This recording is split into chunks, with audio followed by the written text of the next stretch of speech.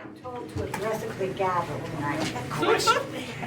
Good evening. I'd like to call the December 17th, 2025 Town Board meeting to order. Ms. Marco, would you please call the roll? Mr. Dodson? Present. Mr. Mastriani? Present. Mrs. Galucci? Present. Mr. Schlag? Present. And Mrs. Collins? Present. 5 present. Thank you, Ms. Marco. A quorum is present. Mr. Dodson, will you lead us? Yes. I pledge allegiance to the flag of the United States of America and to the republic for which it stands, one nation, under God, indivisible, with liberty and justice for all.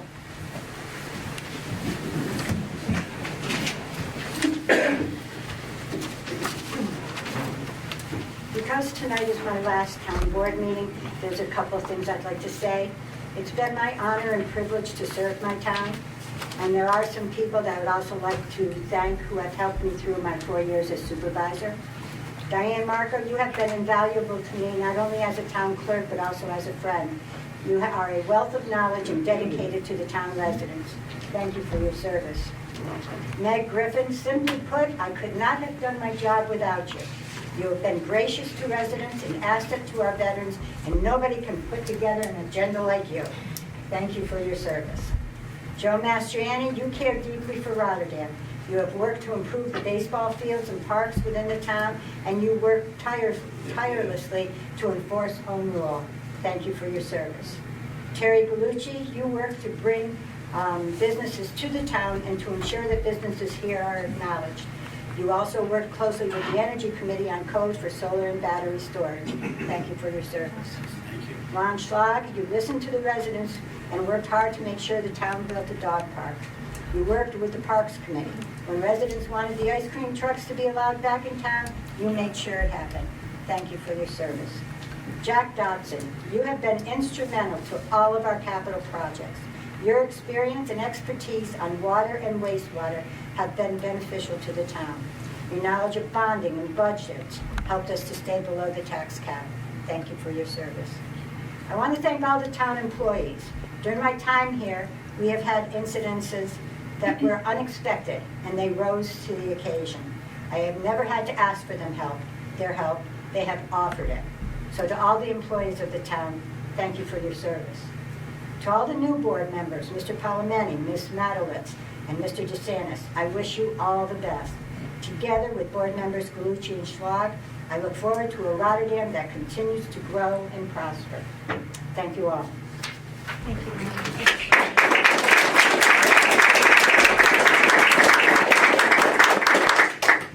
Okay. We'll start now with public hearing number 1. Ms. Marco, would you please read? To recognize the introduction of introductory local law blank of 2025 to adopt a new article of Chapter 270 zoning of the town code relating to battery energy storage systems. Ms. Marco, is there anyone who wishes to speak? 3 pages. Andrea Capola, you're first. Hi, Andrea Capola, 625 River Road. I want to thank you for allowing us to speak again, one more week. I want to thank the town board. I want to thank the Energy Committee for putting this resolution forward, and the Conservation Advisory Council for drafting it or giving a supportive letter. I want to thank Dave Bills, Jamie Nelson, Jim Schaefer, PhD, and myself for being lifelong residents and coming to speak. And mostly, I want to return to a couple months ago when we visited the mixing of the waters and the reenactment of the Erie Canal, the boat coming from Buffalo to New York on the Erie Canal, on the canal system. And one of the things the boat brought was water from Buffalo. Well, and in the reenactment, they took waters and they got waters from each stop. So they mixed the water. So what a shame it would be if they had to collect water from Rotterdam if it was polluted. And I want you to understand that when they built the Erie Canal, it was one of the first incidents of eminent domain from our native peoples. And forgive me if you have any ethnic, not ethnic, but blood or relatives that are Indian from New York State. I'm going to try to pronounce Pasanatone, which is wrong, I know, so if you're Iroquois or some Mohawk, they believed that what we do will affect 7 generations forward. So we don't use the natural resources from our grandparents. We preserve them 7 generations ahead. Thank you for your time. Thank you. David Bills?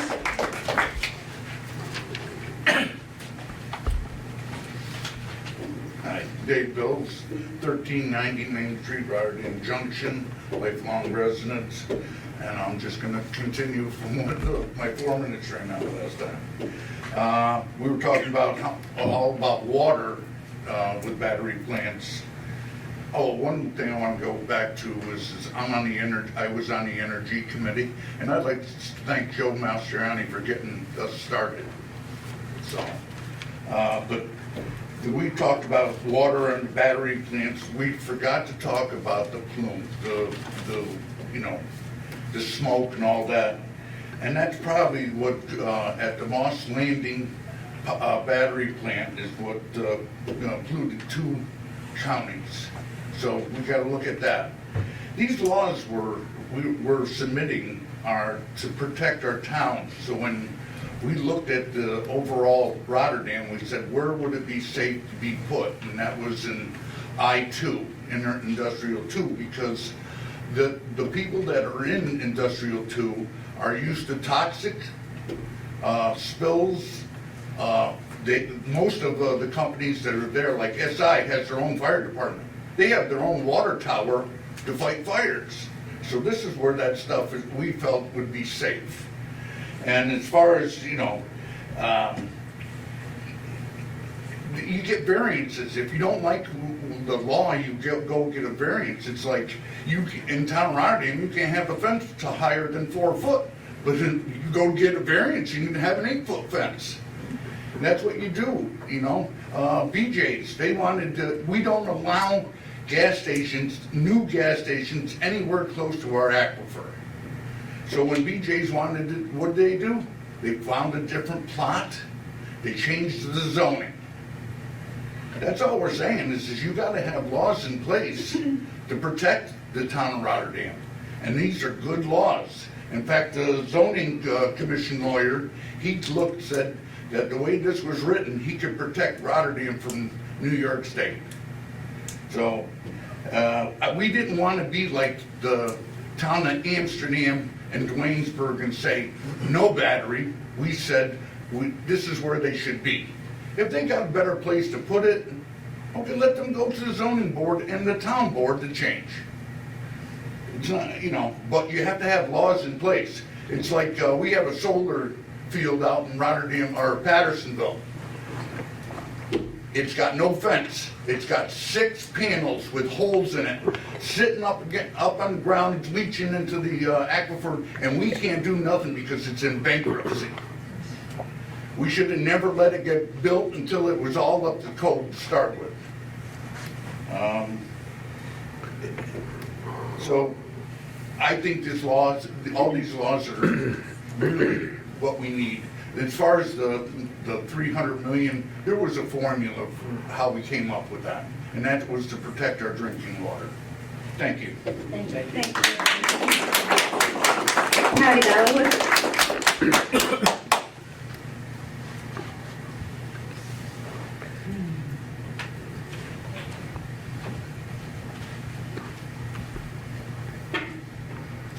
Hello, Patty Medowitz, 457 Sanborn Road in Rotterdam. I was also a member of the Energy Advisory Committee, and Supervisor Collins and Town of Rotterdam Town Board, thank you for giving me the opportunity to speak. Large lithium battery storage systems have a documented history of fires, thermal runaway, and toxic gas release. When these fires occur, they are extremely difficult to extinguish and can burn for days. Most local fire departments, especially volunteer fire departments, are not trained or equipped to respond to these incidents safely. Over time, you, the board, have heard from several of our volunteer firefighters speaking regarding this important issue. As you know, Rotterdam sits above the Great Flats Aquifer, which supplies drinking water to our community and surrounding municipalities. A battery fire or a suppression failure could release toxic chemicals into the soil and groundwater. Once an aquifer is contaminated, it cannot realistically be cleaned up. The battery industry itself admits that safer alternatives are coming. Non-flammable chemistries, better fire isolation, and stronger national safety standards continue to develop. Approving a project now would lock our town into outdated, higher-risk technology for decades.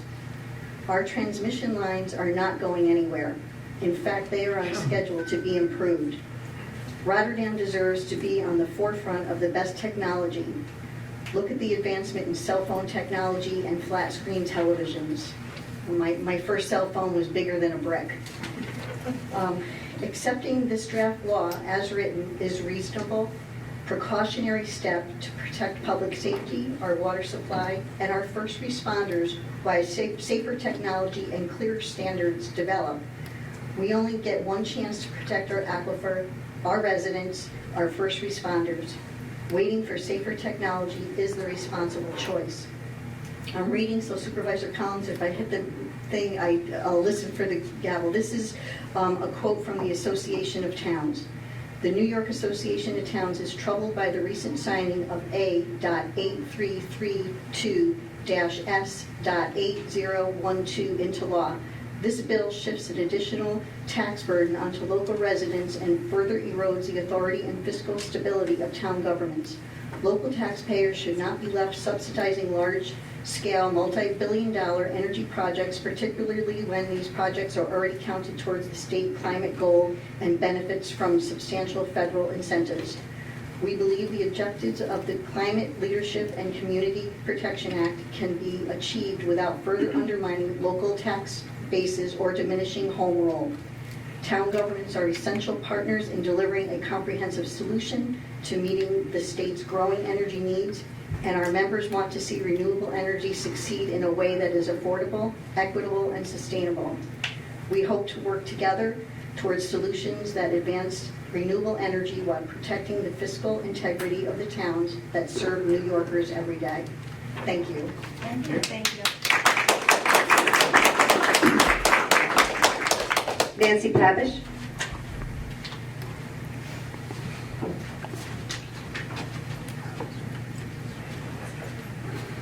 My name is Nancy Pavish, and I live at 1969 Helderberg Avenue in Rotterdam. I'm going to read so I get done in time.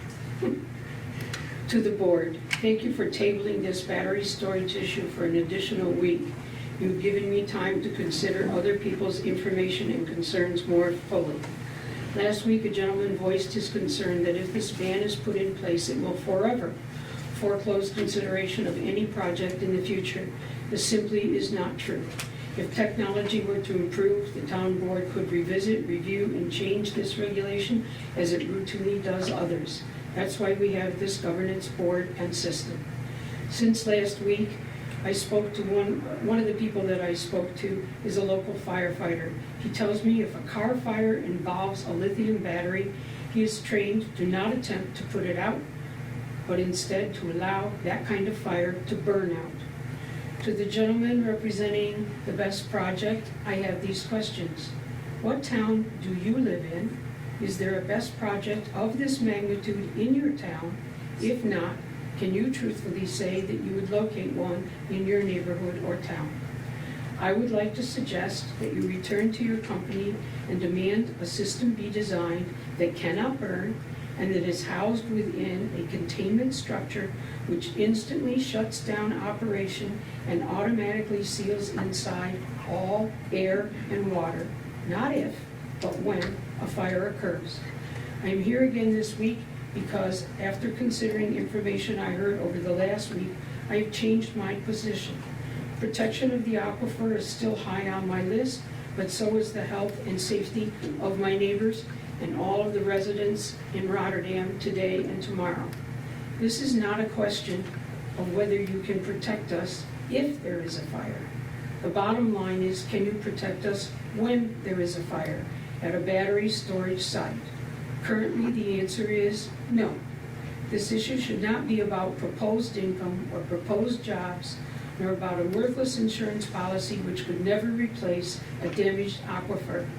This must be about the protection of the town of Rotterdam, all of its residents, our air, our water, our land, now and in the future. To the town board, we elected you to protect us. Do your entrusted duty, enact your carefully and thoughtfully crafted regulation today. Thank you for your time. Thank you. Thank you. Renee Mertens.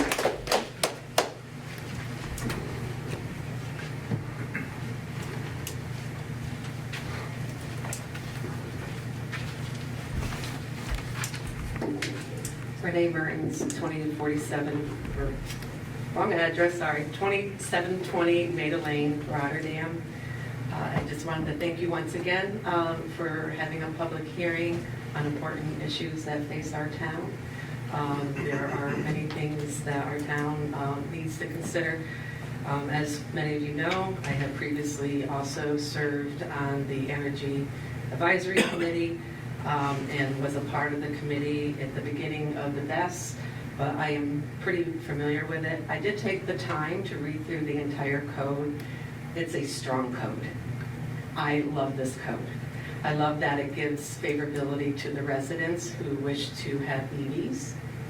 I do like the fact that it has different tiers for large and for utility scale. I am in 100% agreement that we need to protect our aquifer, our town water supply, so that we don't have to worry about being concerned about a toxic environment encroaching into our soils, into the air.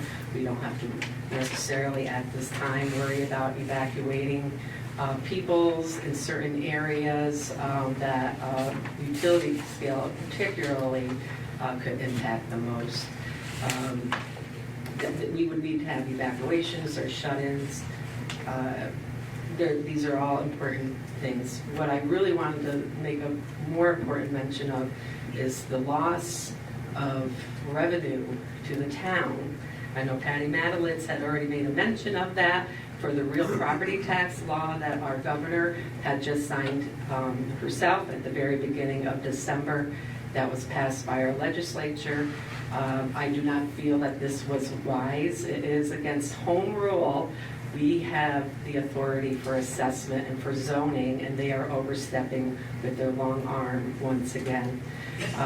If we have these large-scale systems coming in, there's loss of revenue to the town, which then affects line items such as first responders and fire response. It's irresponsible. It's apprehensible, actually, by the state because they're not replacing anything for us. I just wanted to voice that I didn't write anything here. I am writing basically based off of what I'm seeing here. I'm going to ask you to please pass this code, protect our water source for the town of Rotterdam, Schenectady County, including Albany County, because we also provide a water source to them. I could not imagine us not having a reliable source that became contaminated. It's irresponsible to even think of putting anything on our aquifer. I am in support, again, of the 3 tiers for small, large, and UBES, and it's a good code. I really hope to see each and every one of you be in agreement with that tonight with the passing of the town code resolution. Thank you. Thank you. Mike Denny.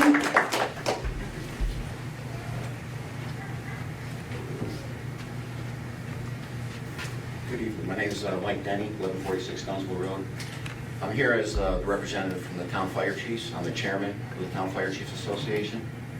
Yeah, I know. A couple weeks ago, a month ago, the committee presented to the Fire Chiefs Association. We reviewed the plan, the proposal. We had questions, they were answered. We, as a group of the 8 fire districts in this town, agreed that that proposal should be passed. It protects us, it protects the town, and it is needed. It is well-written and well-defined. Again, the town fire chiefs, the firefighters of this town, and they all are volunteers, want this proposal put into place. Thank you. Pat Alger.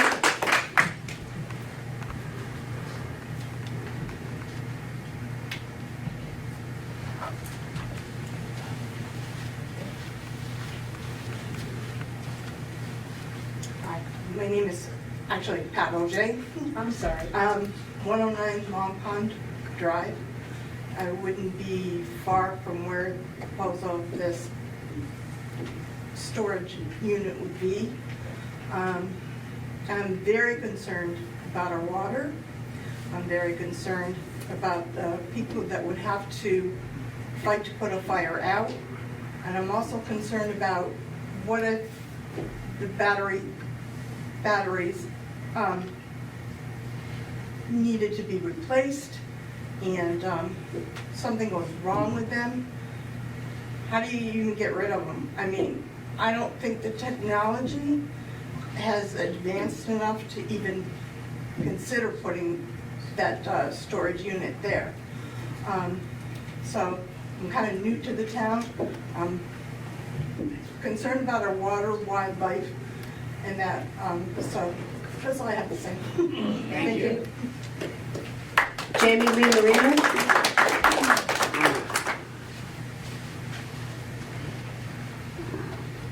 Hi, my name's Jamie Lee Marino, 62 Cindy Crest Drive. I'm literally just here just to say that I agree with the code. I believe you guys should vote for it and protect our community. Thank you. Thank you. Matthew Lyman.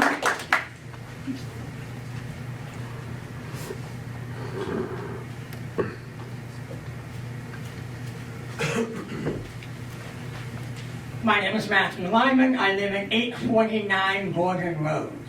I'm here to speak about the battery energy storage systems. There is a proposal to build one of these on Gordon Road that would be the size of 100 tractor trailers. There's issues of people speaking about major fires happening there. I don't see that happening. I don't see major smoke in the air with particulates and metals raining down on our land, our homes, our people, our animals. I don't see that happening. I don't see the water runoff going into the soil and ruining the soil. I don't see it ruining the water. I don't see it ruining the aquifer. And the reason why I don't see that happening is that if this town board tonight votes for this legislation into law, that will not happen. Maybe in a few years it can be revisited, but at the present time, it should be voted for. Now, in conclusion, Mr. Schlag has started an organization a number of years ago called Community First. It was a great organization. It lasted a few months. I know I was the vice president of that organization. I'm hoping that Mr. Schlag's vote tonight will put community first. Thank you. Douglas Russo.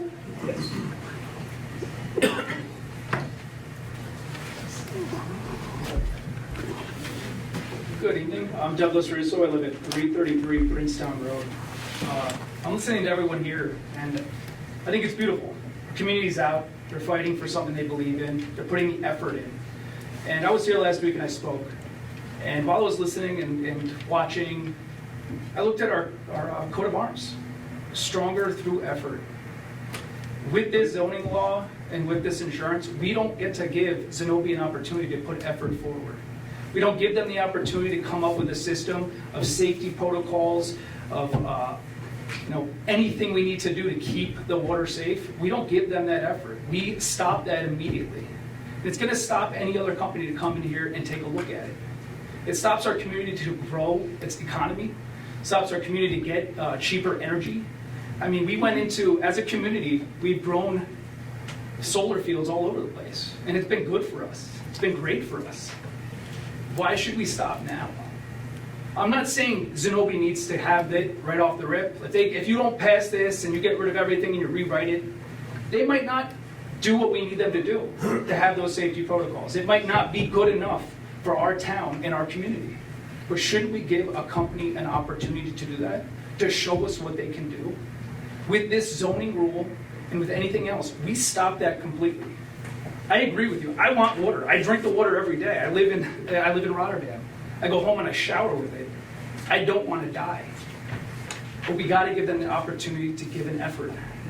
We are stronger. You are all putting your effort in to stop this. This is beautiful. This is what our community is supposed to do. And why should we ever stronghold ourselves and stop ourselves from growing? To be the best, to be better than everyone else, to show the next generation how to do it. We feared nuclear power back in the day. We feared solar fields in our communities back for a while ago. Solar fields go up, solar plants, solar panels. Everybody thought they were dangerous too. They're hard to get rid of. They're waste.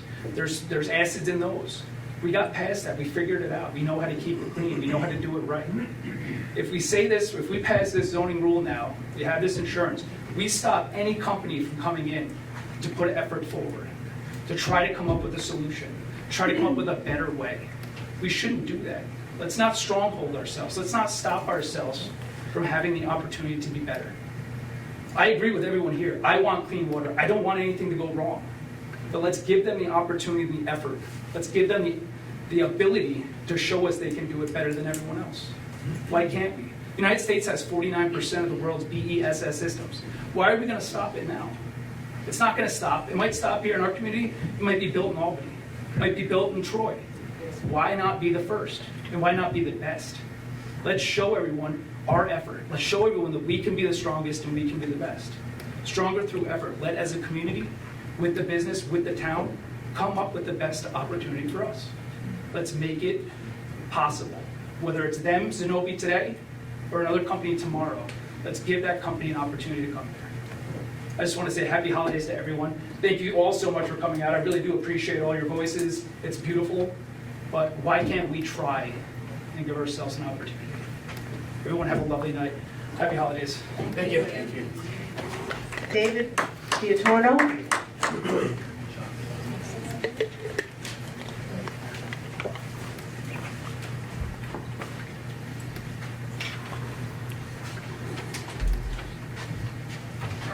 Good evening. How are you? My name is David Diortona. I live on 891 Gordon Road. I did have some time to review the law. I wasn't here last week. I was out of town. But it is something I do feel strongly about. Gordon Road, I live right on Gordon Road, so I know there is something proposed. I don't know exactly what is proposed, but I do know a little bit about the law. So I do think the law is good and it does protect. I do believe, with the insurance policy and all that, I do believe it. The couple of items that I think that should be looked at is the residential and the agricultural zones. I do feel the kilowatts, it's just too much for that kind of area. So I think, I do like the tiered system. I do appreciate the tiered system, but I do think like the residential and agricultural zones could more go towards a micro system where it's a lesser system, so it allow items to be, tandemized on, say, solar. You have solar in your house, you're able to use it as a battery backup system, like more like a generator that we probably won't be able to even buy anymore after this legislation, not this legislation. But then I also think so the small scale, the 150 kilowatts is just a big system for a residential system or agricultural. So talk about putting a system like that on Gordon Road. Something does go bad, everyone's well on that road is bad, including my own. After that, and trickles down to the aquifer. So even bigger, larger aspect. So I think maybe some tweaking there, can certainly be done. Also the large scale, maybe that can more in the business zones and the commercial zones where they are more, prone to, being able to handle a situation. And then again, the utility zones where they, are managed, we have the, General Electric, not in this area, but Knowles, and, we have the industrial park here in Rotterdam. So I do like it, although I do think there should be some tweaking on the zones. So, thank you. Kyle Quinn.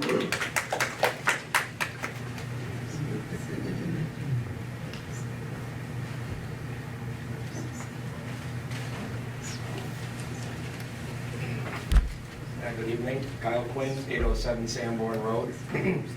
Dear Town Board, at last week's public hearing, we heard from residents who support the BEST law, as well as from one landowner and outside developer who wants to build large battery projects in Rotterdam. This law isn't about any one project, it's about protecting our town and the people who live here. I support the BEST legislation as written because it does that. When we make decisions, we must weigh the risk and against the rewards. With BEST, the risks to Rotterdam residents clearly outweigh the benefits. The financial rewards mainly go to developers, individual landowners, and supplying power to downstate in New York City, where the draw is the greatest. There is little real benefit to our town. The construction of BEST placed a significant burden on local communities as a result of the state's self-inflicted energy challenges stemming from the policy decisions regarding how the electric grid is powered. Changes in state law have also reduced the tax revenue towns use to receive from these projects, which means local taxpayers can then footing the bill. What we do get is risk, especially to our aquifer. The Energy Committee has done a great job showing how dangerous lithium battery fires can be. They may not happen often, but when they do, the damage can be serious. Just look at what happened at the battery fire in Moss Landing, California. Thousands of pounds of heavy metals ended up in nearby wetlands, and residents reported health problems after that. If something like that were to happen here, the damage to our aquifer could be devastating. Our aquifer is our most valuable resource. We've seen what contaminated water has done in places like Hoosick Falls. We should do everything we can to make sure that never happens here. So the question is simple. Why should Rotterdam residents take on risk so out-of-town developers can make money and New York City can get more power? It doesn't make sense. I urge you to pass the proposed BEST legislation. Do what's right for the people of Rotterdam. Thank you for your time. Scott Flynn.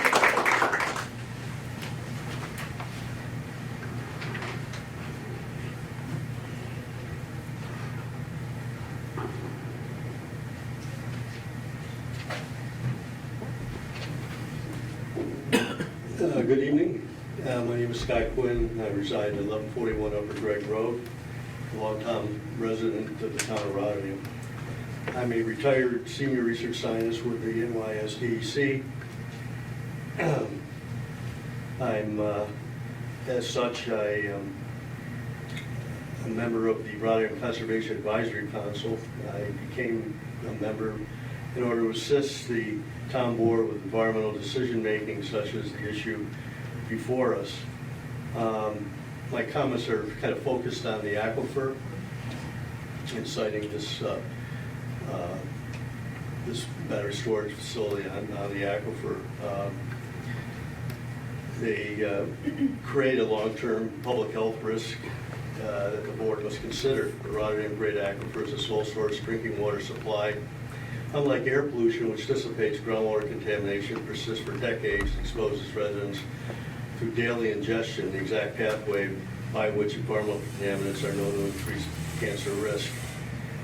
When lithium batteries burn, they release toxic and carcinogenic substances, including volatile organic carbons, polycyclic aromatic hydrocarbons, and fine particulates. More importantly, fire suppression requires large volumes of water, which can mobilize battery chemicals, heavy metals, and PAFS, the so-called forever chemicals from firefighting foam. If that runoff infiltrates the soil above the aquifer, the result is long-term contamination, not a one-time event. This is not a theoretical concern. Environmental regulators across the country recognize that firefighting runoff is a primary environmental risk of BEST fires, especially in sensitive groundwater areas. Chronic exposure to contaminated drinking water is a well-established cancer risk, particularly for children and vulnerable populations. Once an aquifer is compromised, cleanup is extraordinarily difficult, expensive, and often incomplete. For these reasons, citing utility-scale BEST over the Rotterdam Great Aquifer transfers unacceptable risk from private developers and participating private property owners to the public. That risk justifies strict zoning protections, heightened secret review, and where necessary, prohibiting such facilities in aquifer protection areas. As technology develops, the codes may be updated. Battery energy storage facilities are monitored remotely and do not provide full-time local employment. While energy storage plays a role in New York's energy future, no project justification outweighs the permanent risk posed to a sole source drinking water supply. The town of Rotterdam has both the authority and the responsibility to protect this aquifer from foreseeable and irreversible harm. I respectfully urge the board to prioritize long-term water safety over short-term development pressure. I encourage the town board to endorse the BEST ordinance, which I feel is a well-written, thoughtful document with the best interests of the Rotterdam residents at the forefront. Thank you very much. Thank you. Dan Hadley. Thank you.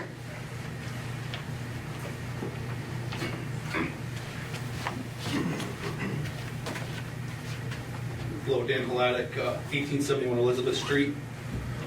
Good evening to the members of the town board. I would like to first thank you for keeping the public comment open last week in regards to the proposed Rotterdam BEST law. After hearing both sides last week, it was pretty clear that the aquifer is the biggest concern. I too am concerned with the aquifer as I drink and bathe in it every day, as do my children. I have to think there's a way, some sort of middle ground that we could meet the needs of the safety of the community and still allow projects like the battery energy storage systems to take place. The members of the community that are against the Rotterdam BEST law as it is written, which it is written pretty good, are only concerned with the I-2 zoning requirements and the insurance policy required. I would urge the board to look at those two items again and see if there's a way to find a middle ground. Projects like this are important for community members that earn a living in the construction industry and the businesses that support them. Please consider finding that middle ground. Thank you. Caleb Hyman.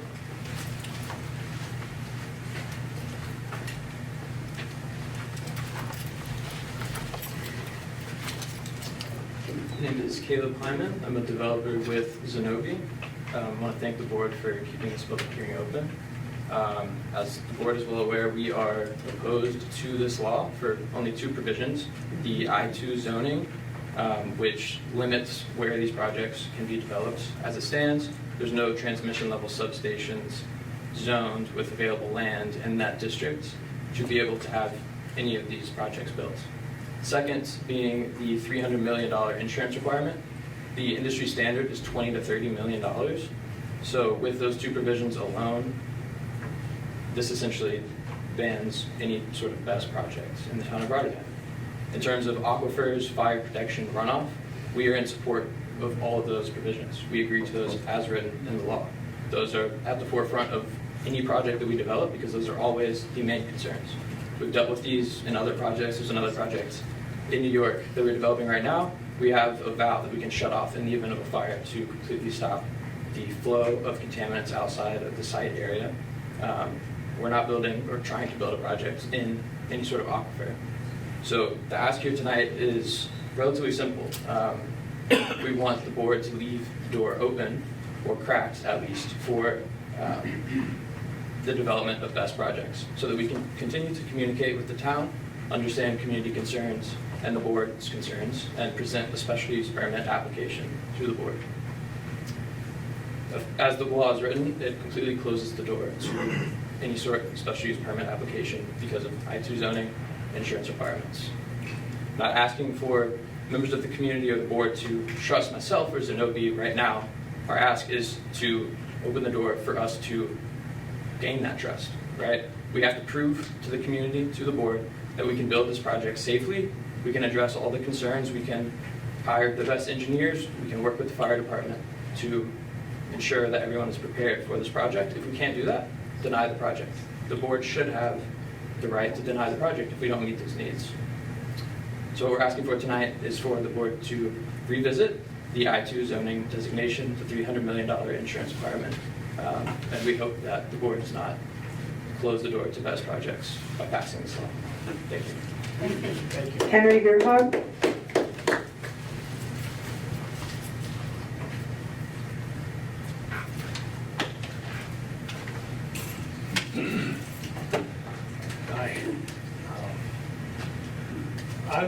Hi. Since I heard about this project, I started to do a little bit of research. Some of my stuff may be off or wrong, but I think I found something.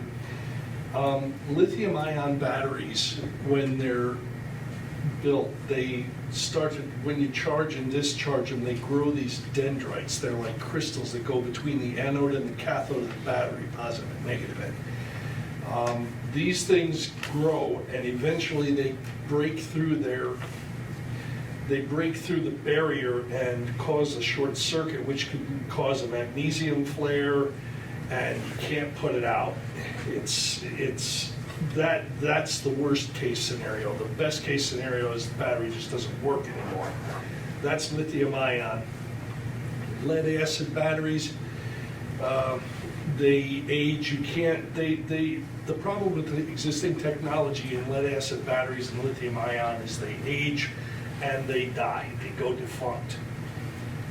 There's technology that exists today that was actually created right around the turn of the 20th century. Nickel iron batteries. The reason they don't use these batteries now, there are two reasons. Number one, they're very heavy. They're not really good at things like cars or anything like that because they're so heavy they're impractical. The other reason is that our economy is built on obsolescence. They want you to buy something, use it up, and buy it again. And the technology that exists today, the nickel iron batteries, were invented at the turn of the century. Some of those batteries are still running today, charging and discharging. They still exist. This is technology that can be passed down to your children, your grandchildren, their grandchildren.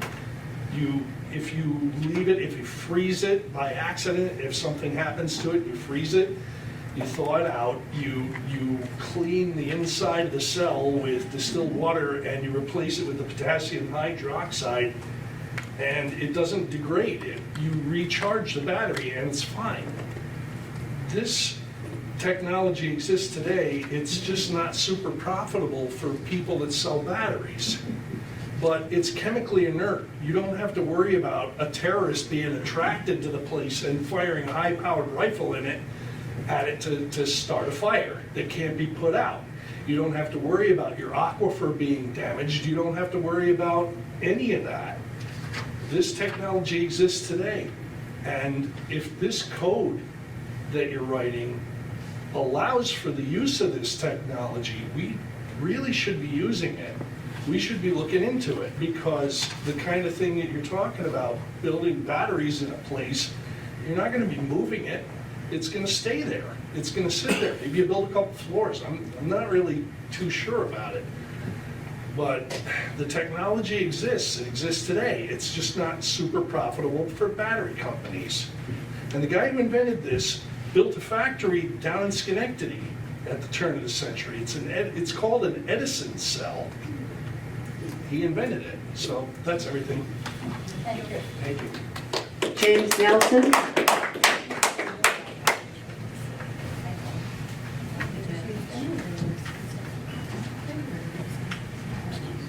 James Nelson, 660 Sterling Road, Pattersonville, New York. I am chief for Pattersonville. I wanted to elaborate a little bit more from what we were talking about the other night when I told you the story about the car where they had an off-gassing and the firefighters got sick. There was no fire. A car is just a minor size compared to what these batteries are. The same thing can happen. I understand the concern for the aquifer. That's true. But by the time it gets to the aquifer, the gases will have passed through your population. So sometimes they're odorless, colorless, you can't smell them. I wanted to address the training and clear that up a little bit. The county has offered us training, the state offers training, and we take these courses to try and do the best we can. The problem is this whole technology and science of this is so new, and there hasn't been a lot of research done on it, that it's constantly changing. So what you learn today may not be any good tomorrow. The companies that we have in our district offered us training in the beginning, and they were quick to give us the training. They would come in the evening, we're volunteers, work during the day, and it was before they were installed. They did their projects, and then we wanted training on that, and lo and behold, they would only give it to us during the day, during their work hours. They wouldn't support after-hour stuff. And then in the case of the one on the Rotterdam landfill, we had to really push. Now, they did come in and give us training after hours, which worked out real well. When it comes to the companies that are saying that they would provide equipment and support along that lines, I don't know if the companies really realize that a basic fire truck is close to $1 million. Turnouts are roughly around $15,000 a person. We get exposed to a lithium-ion fire on a car, that's considered hazardous. We have to decontaminate, they need to get sent out and get washed. You can't just throw them in the washer. So you're talking about large sums of money for equipment. So I'm sure it's well intended, but when it comes right down to it, and time to write the check, I don't see that happening. That's an experience that we have had on one of our solar farms. When it came time for monetary stuff, nope, we can't afford it. So I think you should consider this law. I agree with it. Keep it out of the areas that it's not zoned for. So, thank you. Thank you. Calvin Rowe.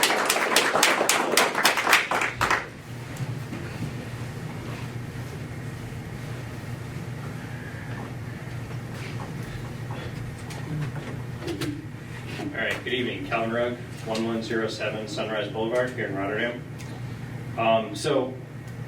After the last meeting, I sent an email to the board, and I did a little math. So I heard somebody mention Hoosick Falls. And this kind of goes back to the insurance amount. So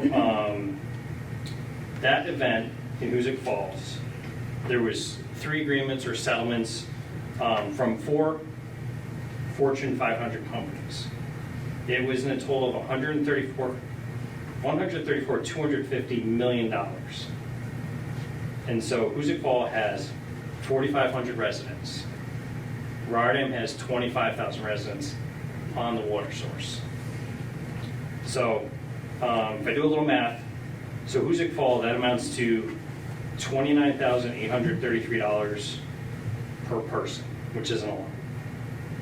So if I multiply that by 25,000 residents in the town of Rotterdam, it's actually $825 million.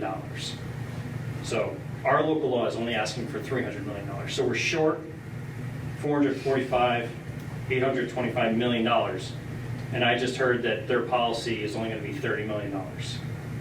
So $30 million divided by 25,000 residents is only $1,200 per person. So that's not a lot of money. Second, I2 zones, we selected that because I2 zones, that's where, it's agriculture. It's meant to preserve open spaces, protect the soils, encourage crops, and livestock growth. We've got, I go out there, I get my eggs from farmers. We've got maple syrup farms out there. So that's what it's meant for. If a company wants to come in, they petition to change it to I2. So I guess in closing, I just want to ask that you strongly consider voting to adopt this local law. Thank you. Kelly Johnson, are you talking about Bess? Oh, because it's just. I was just going to speak at the end. Okay, great, thanks. Now I have to read the emails that I have. Okay, thank you. As a long-timer Rotterdam resident, I strongly oppose any lithium battery storage facility in our town. Thank you, Amy White, 20 South Westcott Road. That's one.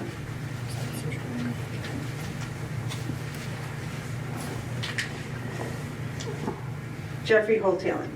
I am writing to oppose the current battery energy storage systems proposal. An I2 zone is intended for heavy industry. Yet the proposed project is located on the outskirts of town, away from residential areas and near critical electric infrastructure and a fire station. This project would provide union jobs, fire department funding and training, and around $200,000 per year in tax revenue. The proposed $300 million insurance requirements is unrealistic and is not available in the current market. Aquifer concerns are valid, but it should be noted that a mall and the GE main plant are already adjacent to the aquifer. I urge the board to revise this proposal. Again, Jeff Hotel. Bart Hadlick. To the members of the Rotterdam Town Board, I am writing to oppose the proposed Rotterdam Battery Energy Storage Systems Law. This legislation, as written, would eliminate opportunities for union construction jobs and skilled labor in our town. Battery storage projects bring high-quality union work, apprenticeships, and long-term career opportunities for local workers. They also provide direct funding and training for local fire departments, strengthening emergency response capabilities. The proposed law restricts these facilities to I-2 zone only, even when other locations may be safer and more practical. The proposed site is near a National Guard substation, away from homes and close to a fire station. These factors should matter more than zoning labels alone. The requirement of a $300 million insurance policy, which is not available in today's insurance market, makes compliance impossible and essentially serves as a ban. Protecting the aquifer is important, but we must recognize that existing large-scale developments already sit directly next to it, including a mall and the GE main plant. Please revise this proposal so Rotterdam can support working families while they still ensuring safety. Again, respectfully, Bart Hadlick. Joshua Rhea. I respectfully oppose the proposed battery energy storage system law. The I-2 zoning requirement meant for heavy industrial uses does not reflect the proposed site, which is on the outskirts of town, away from residents' neighborhoods and near critical infrastructure. The project offers union jobs, fire department funding and training, and about $200,000 per year in tax revenue. The required $300 million insurance policy is not available and prevents any project from moving forward.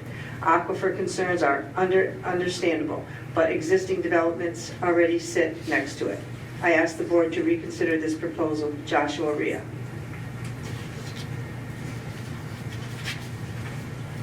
Bruce Bonnequist. I ask that the town board adopt the draft battery energy storage system code as presented. Protection of the aquifer was foremost during the energy committee discussions as this code was crafted. Safeguarding our drinking water is our greatest priority.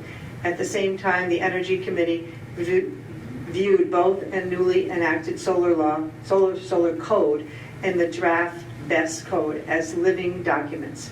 Renewable energy technology is changing rapidly. I urge the current town board as well as subsequent town boards to review and make changes to these codes as necessary to keep pace with this emerging technology. This is particularly important as battery storage systems move beyond lithium-ion to safer technologies. Bruce Bonnequist. Dave Malowitz. I am writing to formally express serious concerns regarding the proposed sitting of utility-scale battery energy storage systems BESS above or near the Rotterdam Great Flats Aquifer. This aquifer is a critical drinking water resource for the town of Rotterdam and surrounding communities.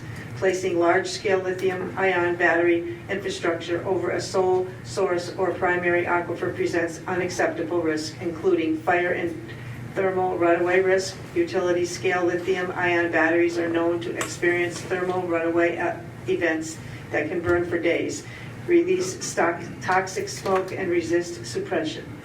Firefighting runoff can carry contaminants directly into underlying soils and groundwater.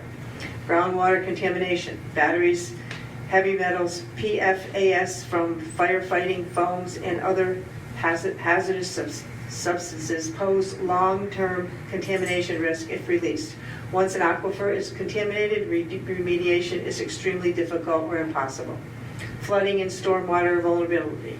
Extreme weather events increase the risk of water intrusion, system failure, and pollutant migration into groundwater recharge zones.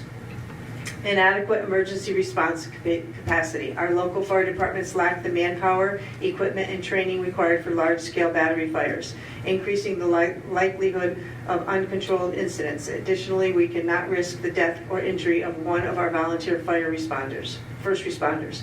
Developers overpromise and underdeliver. Training for other projects were offered midday, requiring volunteers to take time off of their daily jobs in order to attend.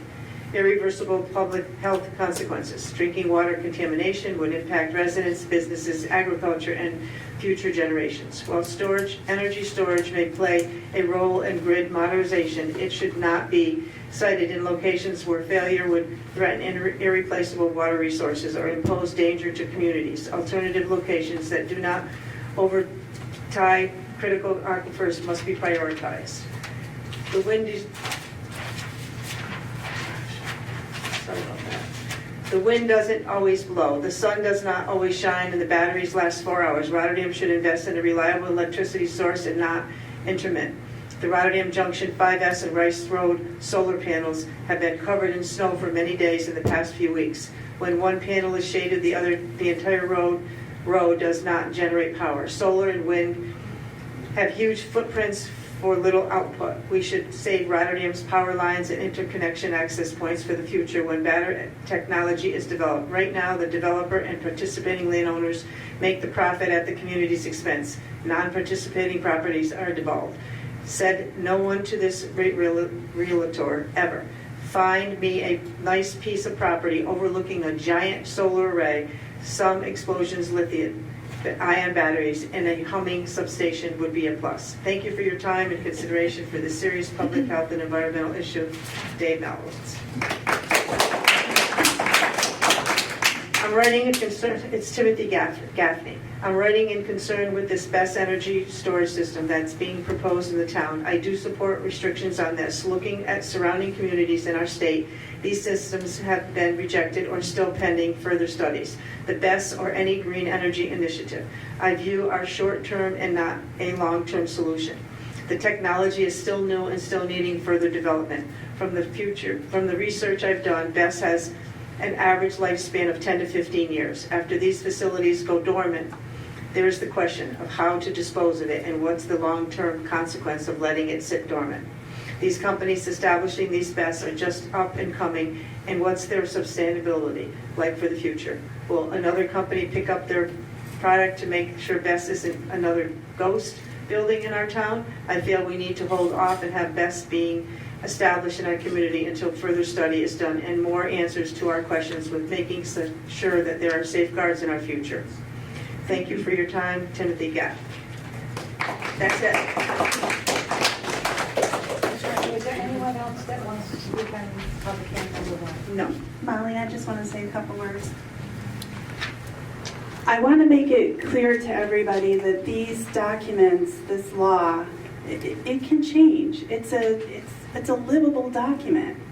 So I don't want anybody to think that if for any reason Rotterdam is not supportive of any type of business that would come in or any type of green energy, what we really want to see is, in order to grow this business, show us a great product. Show us something that is not going to hurt our residents. Show us something that doesn't have the capability of going wrong.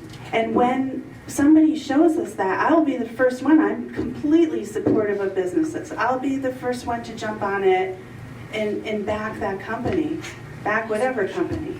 So I just want to say thank you to everybody for coming out. I love the passion, and a lot of work has gone into this.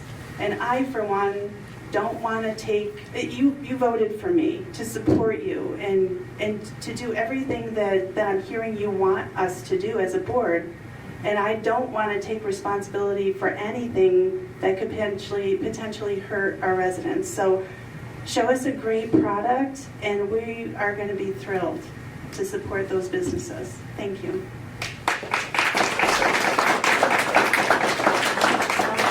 Motion to either keep this public hearing open or close it. I move to close it. Okay, the motion was made by Mr. Mastriani to close the public hearing. I'll second the motion. Seconded by Mrs. Gucci.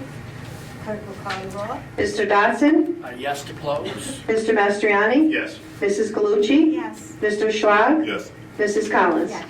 5 yes to close the public hearing. Motion passed, and this public hearing is closed.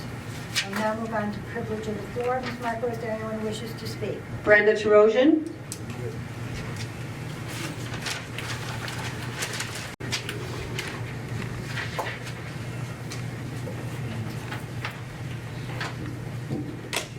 Brenda Trojan, Rotterdam. At last week's town board meeting, there was plenty of self-congratulations among the politicians, and that's wonderful. We even had 2 Schenectady County representatives attend and offer their praise as well. This was the first time I'd seen county officials present at a town board meeting. I didn't see them at the Super 8 motel crisis when around 200 undocumented immigrants moved into the motel. That said, I would like to take a moment to recognize the taxpayers of Rotterdam and thank them for funding the town's operation and the many projects that are currently in progress. Taxpayers who are burdened with high taxes in Rotterdam rarely receive the appreciation they deserve. It's been an expensive 4 years, but with perseverance, we will continue to move forward. Thank you, Rotterdam residents. At last week's meeting, I questioned the integrity of the advisory committee report and recommend that they submit it to the board. Evidently, Mr. Slag found this amusing and laughed. However, this is no laughing matter. It's a serious issue that affects all Rotterdam taxpayers. Plus, it showed disrespect towards a town resident, me. And all the while, people telling me that I resent you guys. I disrespect you guys. Finally, I want to thank Mr. Dobson and Mr. Mastriani, especially Mr. Mastriani, for showing me and all Rotterdam residents exactly how government does not work for the people. Mr. Mastriani, you were charged with a crime. You got away. You got away with it. That's great. I want to wish the town of Rotterdam a very Merry Christmas and a Happy New Year to all. And I will see the new board next year. Thank you. Thank you. Shelley Dotson.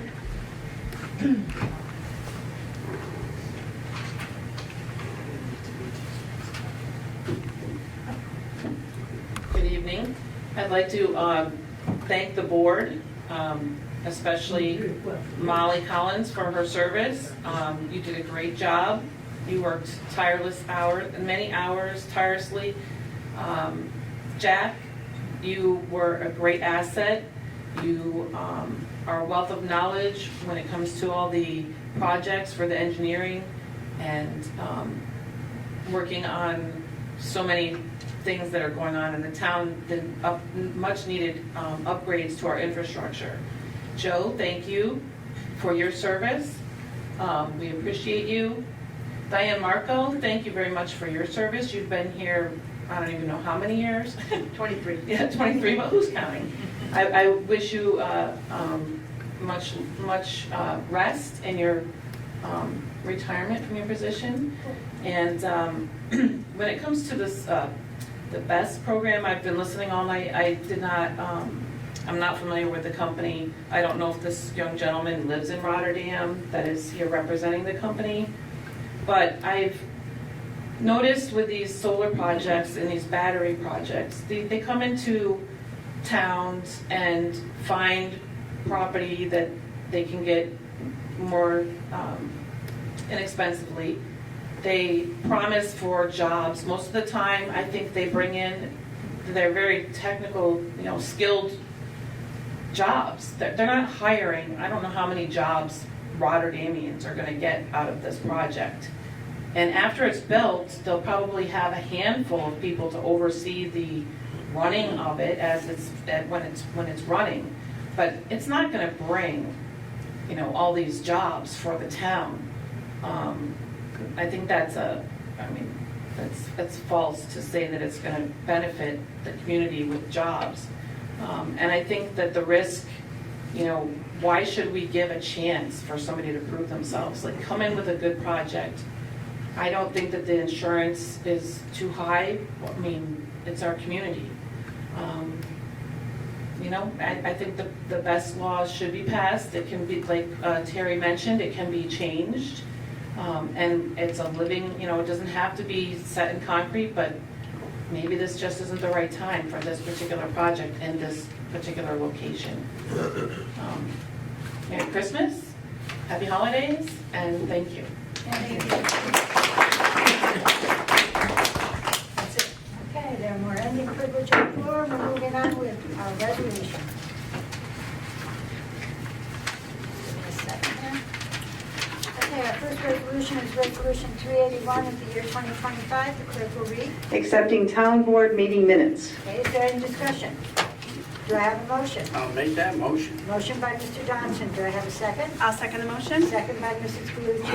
On the question, clerk will call the roll. Mr. Dodson? Yes. Mr. Mastriani? Yes. Mrs. Galucci? Yes. Mr. Schlag? Yes. And Mrs. Collins? Yes. 5 yes. Resolution passes. The next resolution is Resolution 382 of the year 2025. The clerk will read. To appoint Paul Dennis to the position of water treatment plant operator training. I'm sorry, I didn't mean to interrupt you. Yes. Is there any discussion? Do I have a motion? I'll make the motion. Motion by Mr. Dodson. Do I have a second? I'll second the motion. Second by Mrs. Galucci. On the question, clerk will call the roll. Mr. Dodson? Yes. Mr. Mastriani? Yes. Mrs. Galucci? Yes. Mr. Schlag? Yes. And Mrs. Collins? Yes. 5 yes. Resolution passes. Is Mr. Dennis here by any chance? No? Okay.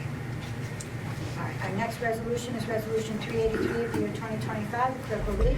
Resolution adopting local law number 10 of 2025 to adopt new article of chapter 270 zoning of the town code relating to battery energy storage systems. Okay, is there any discussion? Yeah, so I have discussion, and probably not going to be a surprise to a lot of you. Listen, this code is over here. The proposals are over here, okay? I think these gentlemen are willing to come this way. I don't know that the code is willing to come this way, in my opinion. And I'm a person that's not a can't person, I'm a can person, and I think there's got to be a way to figure this out. So I did do a little research. So I'm going to go through some of my research. Gavel me at 4 minutes if you want, Molly, but I'm going to go through some of the information I found. So the National Energy Storage Research Lab looks at global best fires. Shows that the fire events are not only decreasing, they're extremely rare. There have only been 8 events globally in 2024, globally. There's also a graph based on events and gigawatt hours, which if you look at the graph based on the 8 and gigawatt hours, it's close to 0. I was surprised. I thought this was going to be a red state, blue state thing. The top best energy storage state is California, big surprise. Second is Texas. So I think other areas are figuring out how to do this. As of December, there were 889 utility-scale battery storage facility projects in the U.S. And they were operating a capacity of 39 megawatts. In 2024, there were 192 battery storage projects built in the U.S. Then I found some claims and facts. So claim the incidence of battery fires is increasing. Fact, energy storage battery fires are decreasing as a percentage of deployments.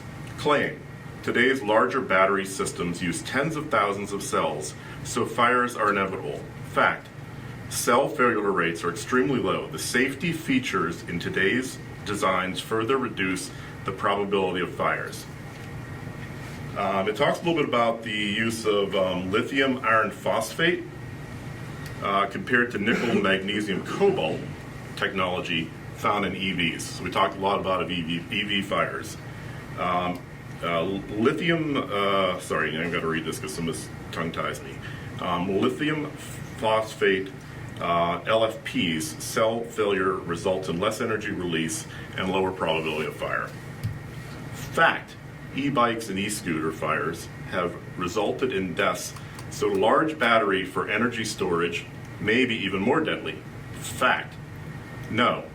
Deaths have resulted from energy storage facilities. No deaths have resulted from energy storage facilities in the United States. Battery energy storage facilities are very different from consumer electronics with secure, highly regulated electronic infrastructure that uses robust codes and standards to guide, maintain safety.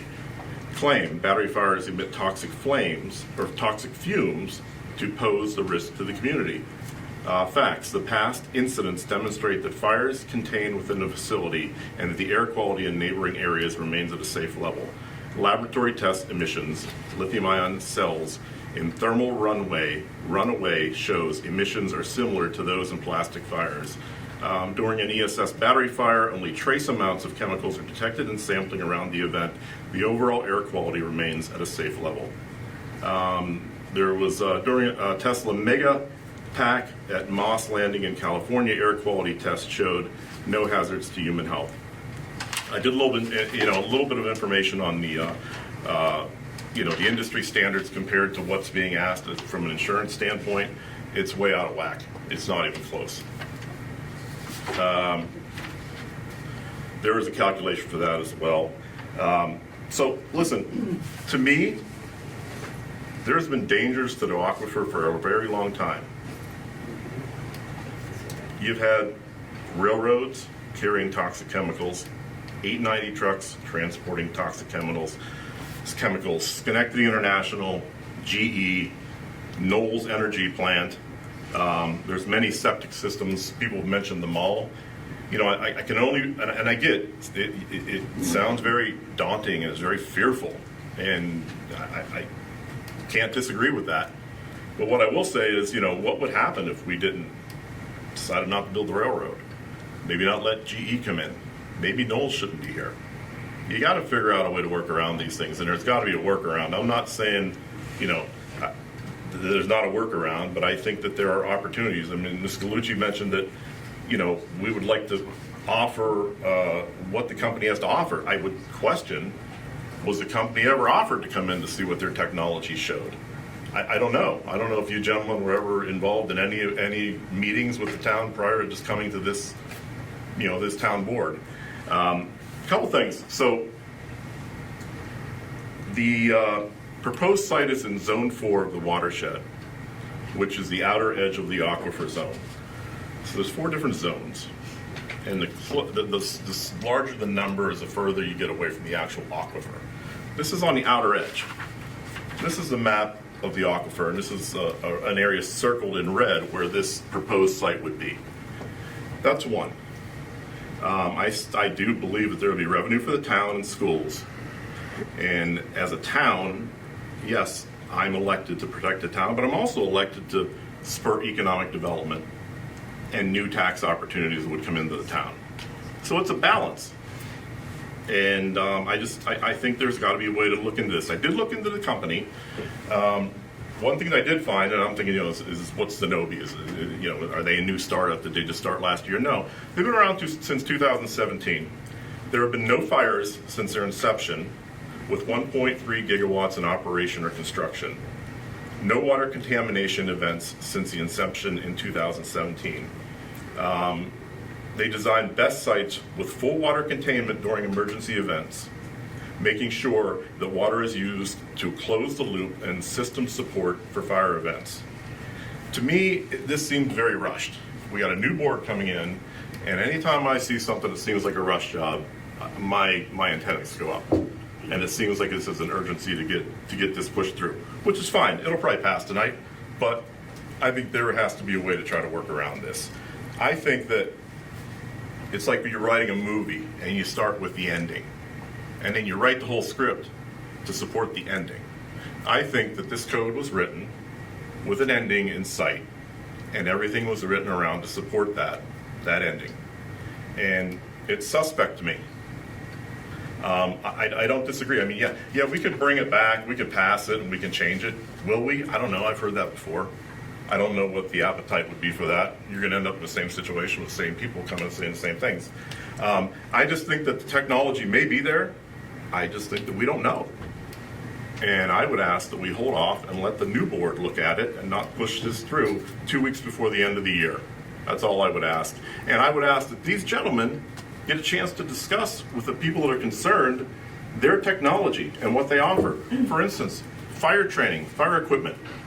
Can that fire training equipment be used to fight other fires, like electric battery vehicles, that currently the fire departments don't have and don't have the training and can't afford the training? I don't know. I don't know anything about it. Maybe they could, but it might be a nice thing for our fire departments to have. I would ask when that fire training happens, how often it occurs, what are the updates, how often do you offer this? Is it a one and done and you're out? I don't know, but it sure would be nice to know before making a major decision. So that's all I really have to say. So my vote, oh, we're not voting yet. But Is there it's not going to be a surprise. Yes. any other discussion? Yeah, I'd like to contextualize a few things here. I don't think, you know, knowing everybody on this board, that we're interested in stifling development or protecting your freedom to do whatever you want with your land. However, I want to put in context that the state of New York in 2019 passed the Climate Act, which created additional tentacles to the executive branch of the government, the Office of Renewable Energy Siting, known as ORIS, and the Climate Council. That Climate Act set the goal of having 70% of New York State's electricity generated from renewable energy sources, meaning wind and solar. Okay, think of the lights at Times Square, and 70% generated from wind and solar. So they have banned now natural gas. Nuclear projects are not in development at all, but there is massive subsidies going to renewable energy projects. It's a green gold rush, okay? That being said, we have transmission lines that come through our community, and we have a new substation that was built just a couple of years ago off Gordon Road. It seems that there's been a plan in place for a long time now. The batteries, what they do, lithium-ion batteries only hold electricity for a few hours at a time, okay? Texas or New Mexico or Arizona, they can have plentiful solar electricity generated during daylight hours and maybe an additional extra couple hours from battery energy storage systems into the night. But in people's electricity, especially in the southern climate, isn't as high in the overnight hours. So that is a viable alternative. New York State, it's not always sunny in New York. It's not always windy either. These are intermittent forms of energy. And it's complex for the grid workers to have to fire up natural gas peaker plants to make up for the intermittent sources of energy. And the battery systems are, in theory, to kind of help bridge those gaps. The technology is nascent at the time here. But it doesn't make sense in New York. It's going to raise our electricity bills. It's going to raise our cost of living. We can't do that. We can't do that in this inflationary environment. The solar projects displace massive swaths of natural ecosystems and wildlife. They decrease property values. It's not what people upstate want. The wind projects, they're decimating birds. Also, coastal projects are doing things to the whales. So it's hardly an environmental thing that the downstate city dwellers in the concrete jungles of New York City think is best for our environment. It's not. Now, in Rotterdam here, okay, we sit atop the Great Flats Aquifer. Okay, it's a precious resource that provides water to the town of Rotterdam, to the city of Schenectady, to the town of Niskayuna, and now even to the town of Guilderland. We have great people in this town that have built an aquifer model that they bring to Jefferson Elementary School and elementary schools in the Mahonison School District, showing the kids the effects of just a little bit of ink create a plume effect and could pollute the entire aquifer. It's a tremendous risk. So yes, we have the transmission lines that come through our community. We have the substation. We have the land to do it. However, we also have an aquifer. Now, why is this different from railroad cars or tractor trailers carrying toxic chemicals, or a gas station, or a transfer station, or other development on top of these projects. If in the event of a thermal runway fire, the current consensus only arrived at in the last couple of years, because I've been on the board for 4 years, and going back 4 years ago, there was a lot of talk about spraying foam on these fires. But that foam, it's been found out, whether it's an electric scooter, an electric car, or a giant battery energy storage system, they don't suppress the fire. It doesn't work. So what is now the current method to do it? And we waited for a couple of years for the governor's working group to provide us that insight. It's 7 days of constant water. That's, I'm sorry I don't have the millions of gallons figure there, but it is inevitable that uphill elevations will descend towards the aquifer. Is it likely? Well, we all hope it wouldn't happen, but we can't possibly proceed with a what if at this very early stage of this sort of technology's development. And furthermore, beyond all that, we don't have the water in Rotterdam.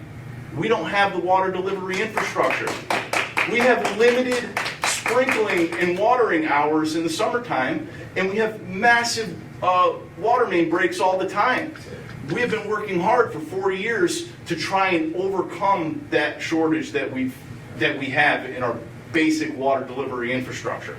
And there is nowhere in town, not in the eastern suburban side where we have a water system, or in the rural side where there is no water system and people live on wells, that we could possibly sustain 7 days of constant water. So what this code does, now, at first, 4 years ago, I was in favor of battery energy storage systems because I was against solar projects. I knew that the solar projects depressed property values and affected ecosystems, and nobody wanted them, nobody liked them, and they don't make sense. But I did know that we have major transmission lines that come through our community, and as a trade-off way of thinking, well, the battery energy storage systems are more benign. They could be hidden. You can't really notice them. But as we've learned through the last couple of years, they're not safe to our community. What this code, and in light of that, I would be in favor of an outright ban, as the town of Duanesburg did and the town of Amsterdam did. But what this code does is it basically says to New York State, hold on. We've looked at what's going on here, and we have a balanced approach towards bringing something in. Can zoning be changed? Yes. Can special use permits be authorized? Yes.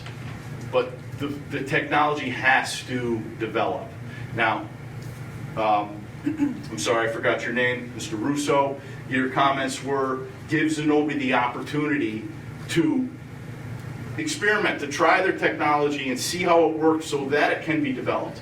I say in response to that, not in Rotterdam. Not where we have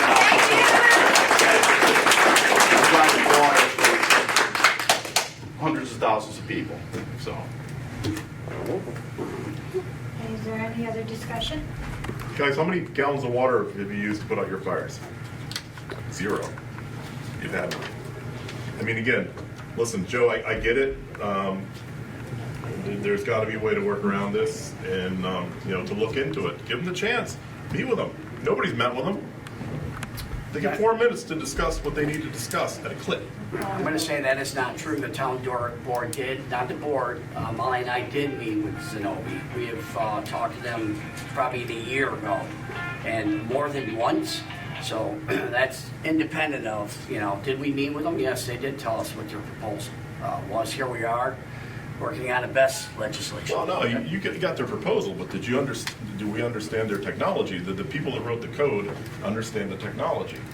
Let me bring That's my point. Let me bring a different perspective to this. So, innovation, gotta love innovation. I was born in the 60s. I got to see all sorts of innovation. Man landing on the moon, pretty awesome.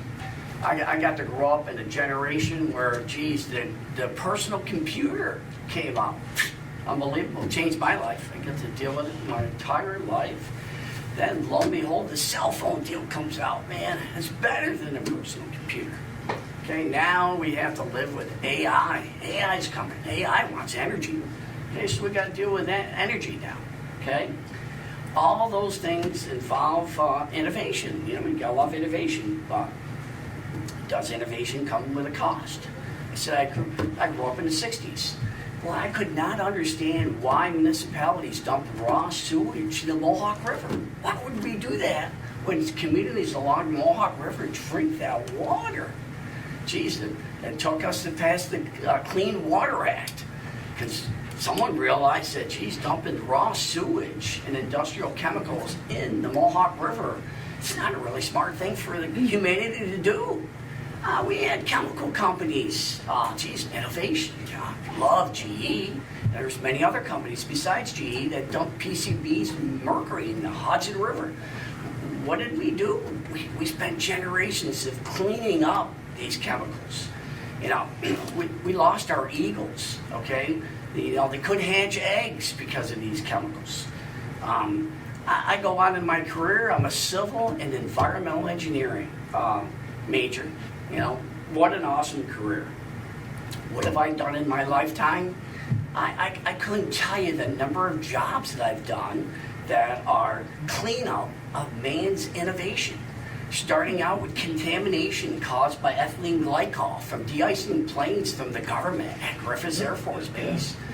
Replacing an entire community's water supply that the government paid for. Plattsburgh Air Force Base, doing an entire cleanup of Plattsburgh Air Force Base so that the base could actually be converted over when the government says we have no interest in this anymore. You know, now we want the municipalities to come in after they did cleanup. So that's an environmental engineer, but I was busy, very busy doing all this great work of cleaning these up. Just as I would say all the trade unions are very happy about coming in and dealing with solar and battery energy storage. You know, it's that risk versus reward, you know. There's a side that wants innovation. We go ahead, we need innovation. Then there's a side that deals with, you know, the results of that innovation. As I said, innovation comes at a cost.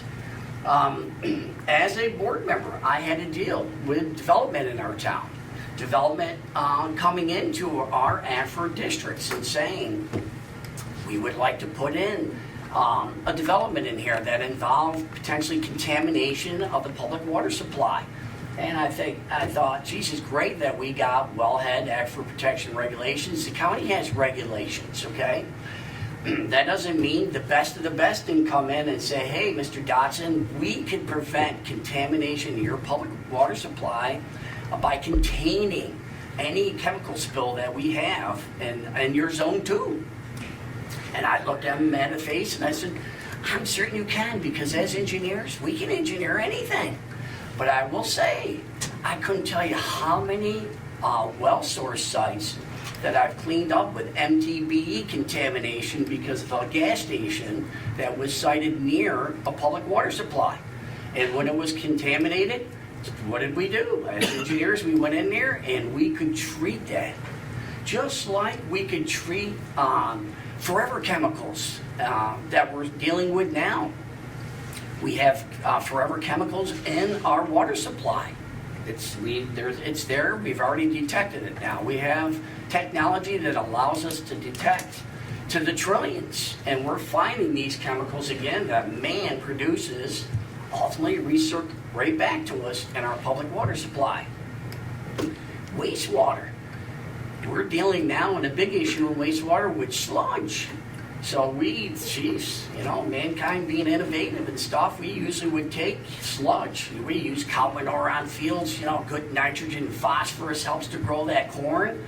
Well, there's biosolids in sludge, wastewater sludge, that are very beneficial to the environment. What are we finding out now? Those same sludge chemicals are contaminated with forever chemicals. Just like our water supply is contaminated with pharmaceuticals. So again, we hear, I like saying that I don't like innovation. However, with innovation comes cost. We have a public water supply, very unique. I mean, the Great Flats Aquifer, well known, okay? supporting the town of Rotterdam. We pump well over 2 billion gallons of water out of the ground in a year, okay? Great for us. Got an unlimited water supply. Our residents like our water so much that they want it for free. I can understand. The city of Schenectady, right across the street from our public water supply, is serving the entire city of Schenectady. Scotia takes water from it. You know, I heard good public comment tonight, an informed public that says, hey, we even sell water to Albany County. Well, that would be Gilliland. And in fact, they're on our agenda tonight for the sale of water. So we got to ask ourselves, listen, for innovation, unfortunately for the town of Rotterdam, or fortunately for the Rotterdam, location is everything. It just so happens to be that we're a hub of electric transmission through the town. Gas, you know, we have gas mains like you wouldn't believe coming through the town, okay? So, fortunately or unfortunately for the town of Rotterdam, we have land in close proximity to these sites that are inexpensive, that homeowners would like to get a return on their investment. Can you blame them? No, okay? But at the same time, you have to look at the bigger picture.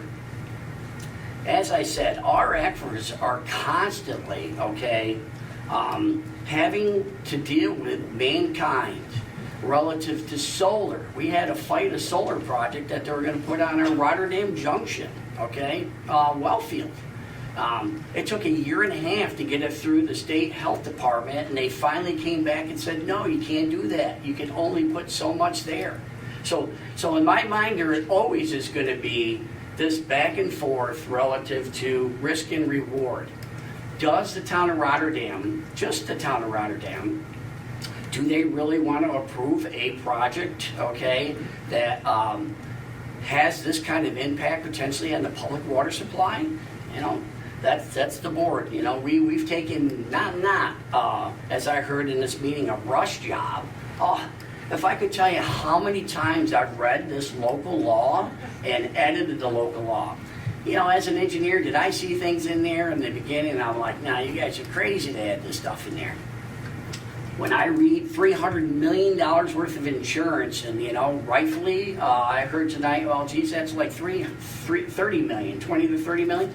Not uncommon in our business. You know, you got to have reasonable insurance, okay, to do projects, okay? You know, 300 million seems to be way, way, way out there. However, I thought the committee did a great job by giving an example of what does $300 million mean. Losing our water supply in Schenectady County, the Great Flats Aquifer, as Dr. Schaefer mentioned, is billions of dollars. And I hear this argument about, geez, there's always dangers to the aquifer. Yes, indeed there are. However, it's incumbent upon us to recognize how much do you want to continue to throw at the aquifer. Okay, we got 890 there. Road salts, everyone knows about road salts. I couldn't tell you how many projects we're doing now where DOT and interstates, state highways, even county, the use of road salt is contaminating not only private water supplies, but public water supplies. I heard the train. Okay, yeah, the train's been around since the 1800s. Okay, it's probably been that same track. Okay, are we going to do much about that? No, we innovated with trains. Now we're trying to innovate with energy. Okay, again, anything that relates to leachate. We have a landfill in the town of Rotterdam. We actually take leachate from that town of Rotterdam. We put it, we take it to our wastewater treatment plant. That goes through our wastewater treatment plant, out our outfall back into the Mohawk River. It's got forever chemicals in it, okay? So we as a town can constantly have to deal with threats to our public water supply. We as a community have to decide at some point in time, are we standing up for our public water supply? Do we want our public water supply to last 5 years, 10 years? I can tell you as an engineer, if the water supply were contaminated with forever chemical, we're going to treat it. And if we begin to treat a couple billion gallons of water, that's a direct impact on the residents of the town of Rotterdam. I can no longer say that, geez, I got you at, $97, okay? Or $75, because we want water to be inexpensive in the town of Rotterdam. Treatment, instantly, you're in hundreds of dollars and potentially more. Not to mention, we just contaminated the water supply in many other communities. So again, as a board, we're trying to take all this information in, and we have to make a reasonable decision here relative to, should we have a local law? I cannot imagine not passing a local law, okay? We've talked already, could a local law be modified in the future as innovation improves and the technology gets better? Absolutely. So taking all that into consideration, we as a board tonight are going to render a decision on this, and we appreciate all the input that we've gotten from the public, because we've gotten a lot of great information from our public, so thank you. Thank you.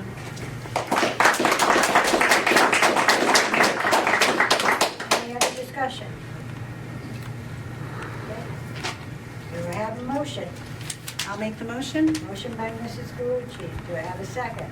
I'll second it. Second by Mr. Mastriani on the question. Clerk will call the roll. Mr. Dodson? So it will be a yes for enacting the best code. Mr. Mastriani? The reasons articulated for the damage that it could do to the aquifer and what the potential cost that would be and what would be an appropriate thing to have in our code for hoping that an insurance company actually provided it in the event something were to happen are all very, very valid reasons, and I would vote on that alone. But I do want to emphasize that there is no amount of firefighter training or equipment. We don't have the water to put out a fire in this event. So I'm confident our great firefighters in the town of Rotterdam would hang in there for 7 days straight and do whatever needed to be done, but we don't even have the water. It would run out. We ask people to limit your watering in the summer. So I vote no. Or I vote yes. Okay. Mrs. Galucci? Yes. I'm sorry. I'm sorry, you were clapping, I couldn't. Mrs. Galucci? Yes. Okay. Mr. Schlag? No. And Mrs. Collins? No. 2 no, 3 yes. Resolution passes.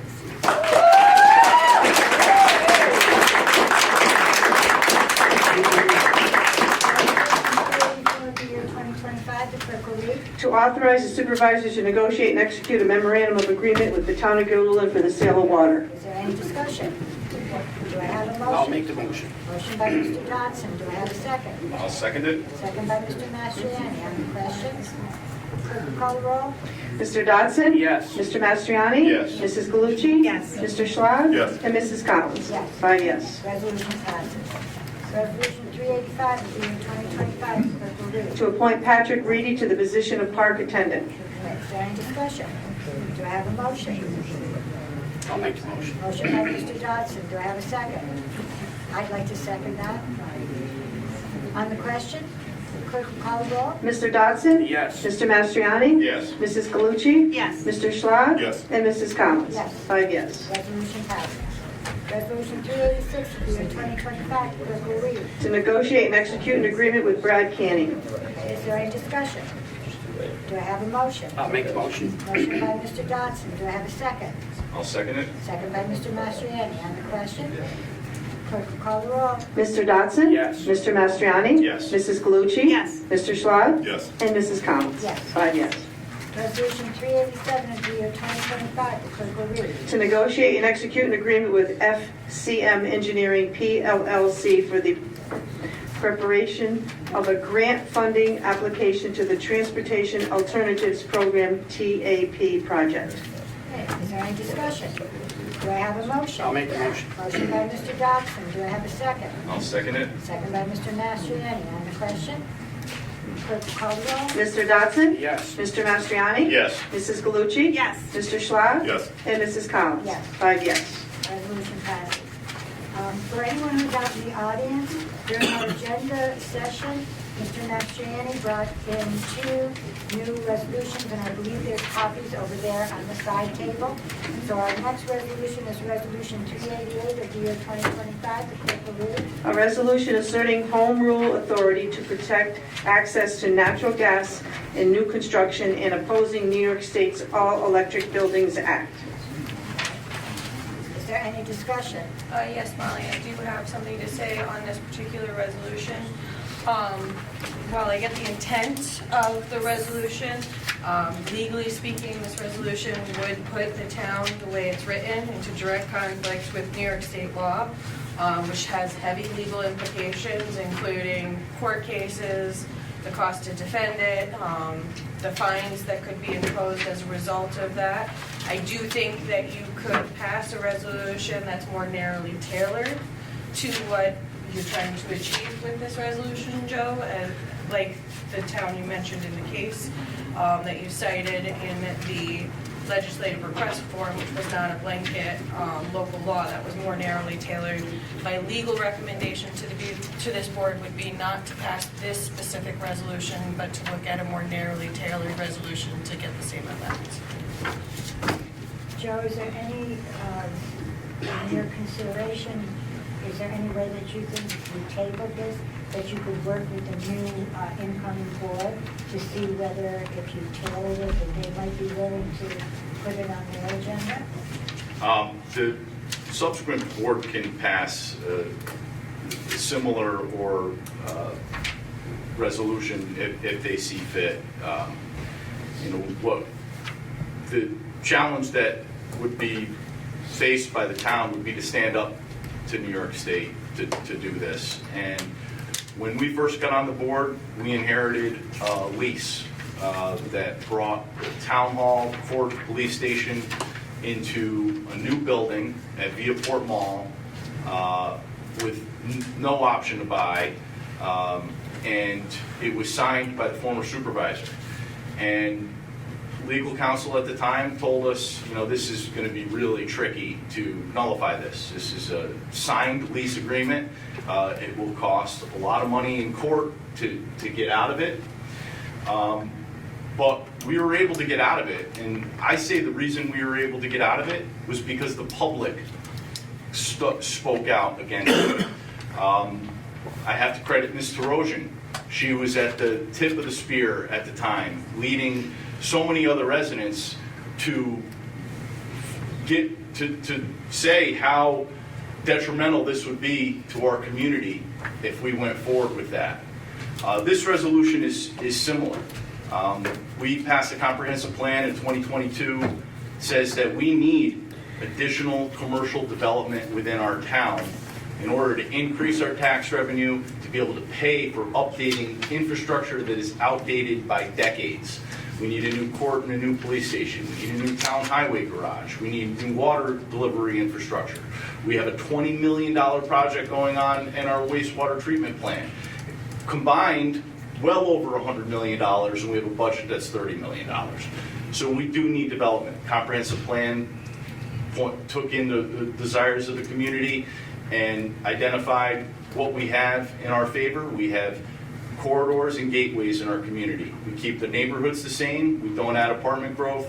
We had commercial development growth along our main roads, the Waynesburg Road, Campbell Road, Main Street and the Junction, Hamburg Street, Altamont Avenue. In order to incite development on those corridors, we need to allow developers to be able to use natural gas. Natural gas is cheap. It provides heat. It's for cooking. I'm in the restaurant industry. You can't cook without natural gas. No one's going to want to do it. So we are protecting our community. The next step for the next administration would be to enforce it. For code inspectors to be able to sign COs with natural gas hookups. And if the state of New York wants to come after the town of Rotterdam, I say bring it, and we'll stand up and fight against it.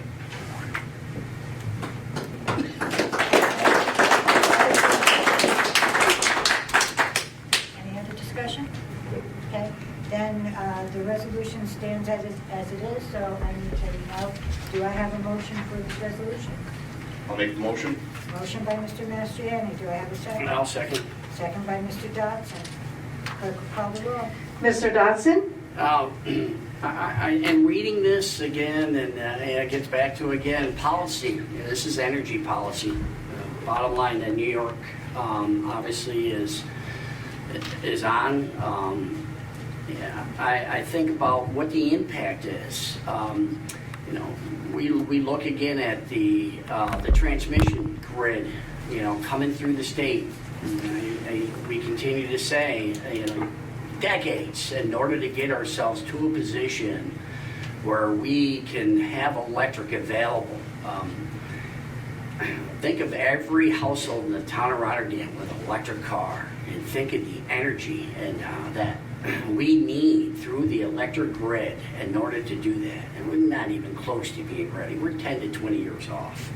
However, the policy coming out of New York State at this point in time is, hey, we don't like fossil fuels. You know, we're going to put the big thumb down on and no fossil fuels. You know, was there a big affordability study done on, geez, there's no more fossil fuels? Absolutely not.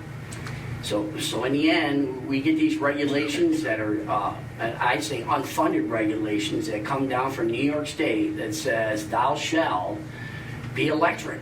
Yeah, that's great. In the future, I think, you know, if that's where it goes, in the 70s again, I guess I can go back there. There was a lot of electric in the city. We're having an oil crisis. It was expensive. Well, I tell you, I get my first apartment, I couldn't run electric. You know how expensive electric was? What did people do? Sorry, Jack. Yes. Can I interrupt you? Yes. Is there anybody in this room for 210 Chisholm Street that's supposed to be at a zoning board meeting? Molly announced it earlier. Yeah, I announced it. She announced it. Times, Lisa. I wasn't. Yeah. Thank you, Lisa. Thank you. Thanks, Lisa. So again, the 70s, electric heat, could not afford it. What did we do? We went back to affordable fuels. Is natural gas extremely affordable? We got an abundance of natural gas, but a policy's been made again that thou shalt not use natural gas. If that's the case, why have we just spent the last 5 years upgrading all our natural gas pipelines in the town? I mean, geez, just in the town of Rotterdam, you know, I just got an email yesterday. It's saying, hey, here's the next streets we're going to be working on to put new natural gas pipelines on. There's a major disconnect here. So if there's anything that I think I've learned from the migrants to this point is there's all these different mandates the town get, and I don't necessarily disagree with Mr. Mastriani, is the fact that after a while you get fed up with this, and do you need to take a stand? Absolutely. So from my standpoint, home rule does matter to me, and I would be for this, knowing that like attorneys or like engineers, we can engineer just about anything. Good attorneys, they can work their way around, unfortunately, regulations or laws that are not applicable or appropriate at this time. So I would vote for it. So you're a yes. So are you yes?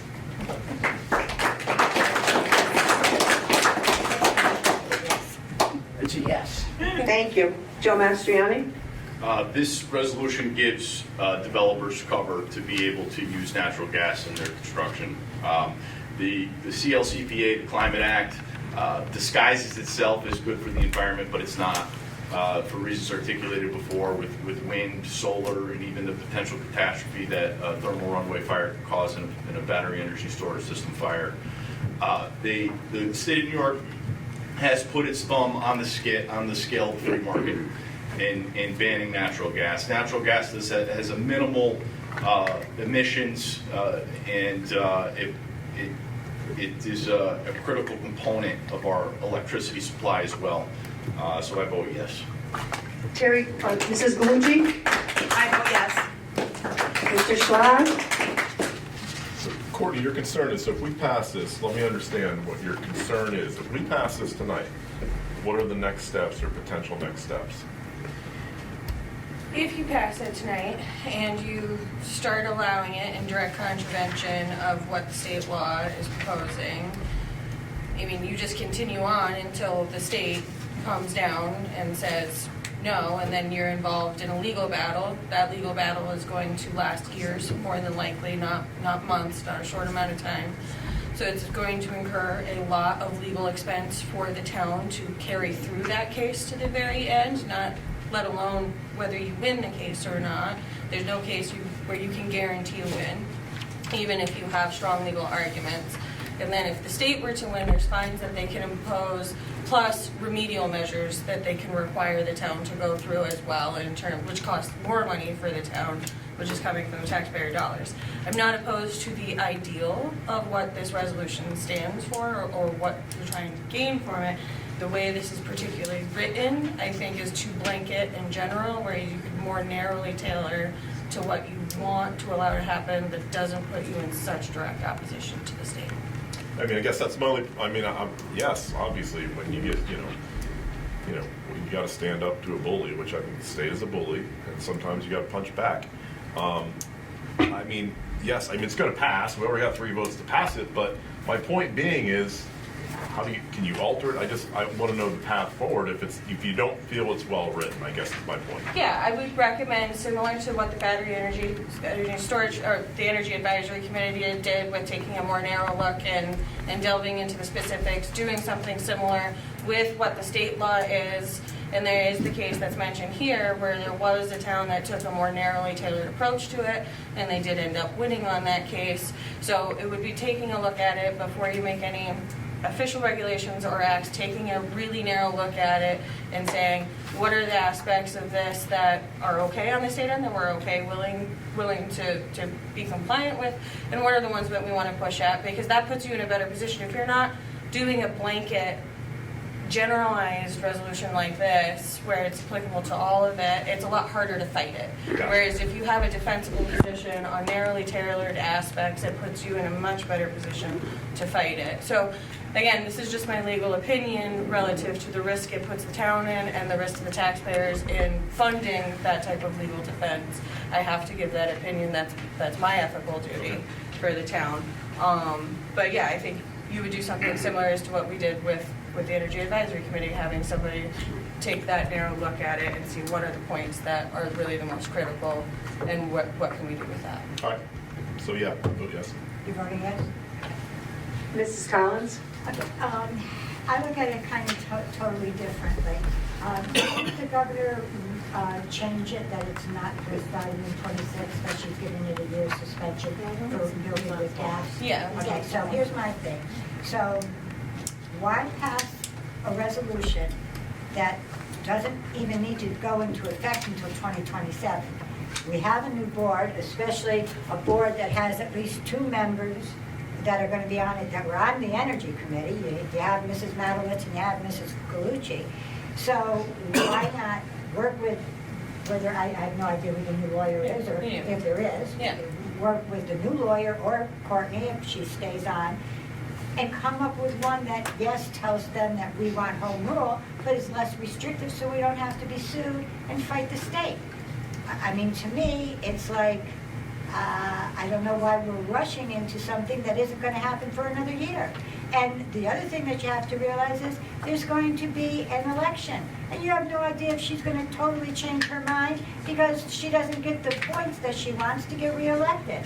So why am I going to say yes to a resolution that could cost the town to go into litigation when none of it matters for 2026 and we're not even sure it's going to matter in 27? So that's my long-winded answer to no. I just felt so bad I didn't get to talk the last time. 4 yes and 1 no. So resolution passes. Okay, our next resolution is Resolution 389 of the year 2025. The clerk will read. A resolution renaming Bernard Street to John Michael Gracia Way. Is there any discussion? Just a few points of order. If this does pass, town road names, you'll have to work with the highway superintendent, make sure that they update the list of road names. That gets filed with the county, which then has there's a state repository of that information. So that's just a point of order. If this does pass, make sure that that gets updated.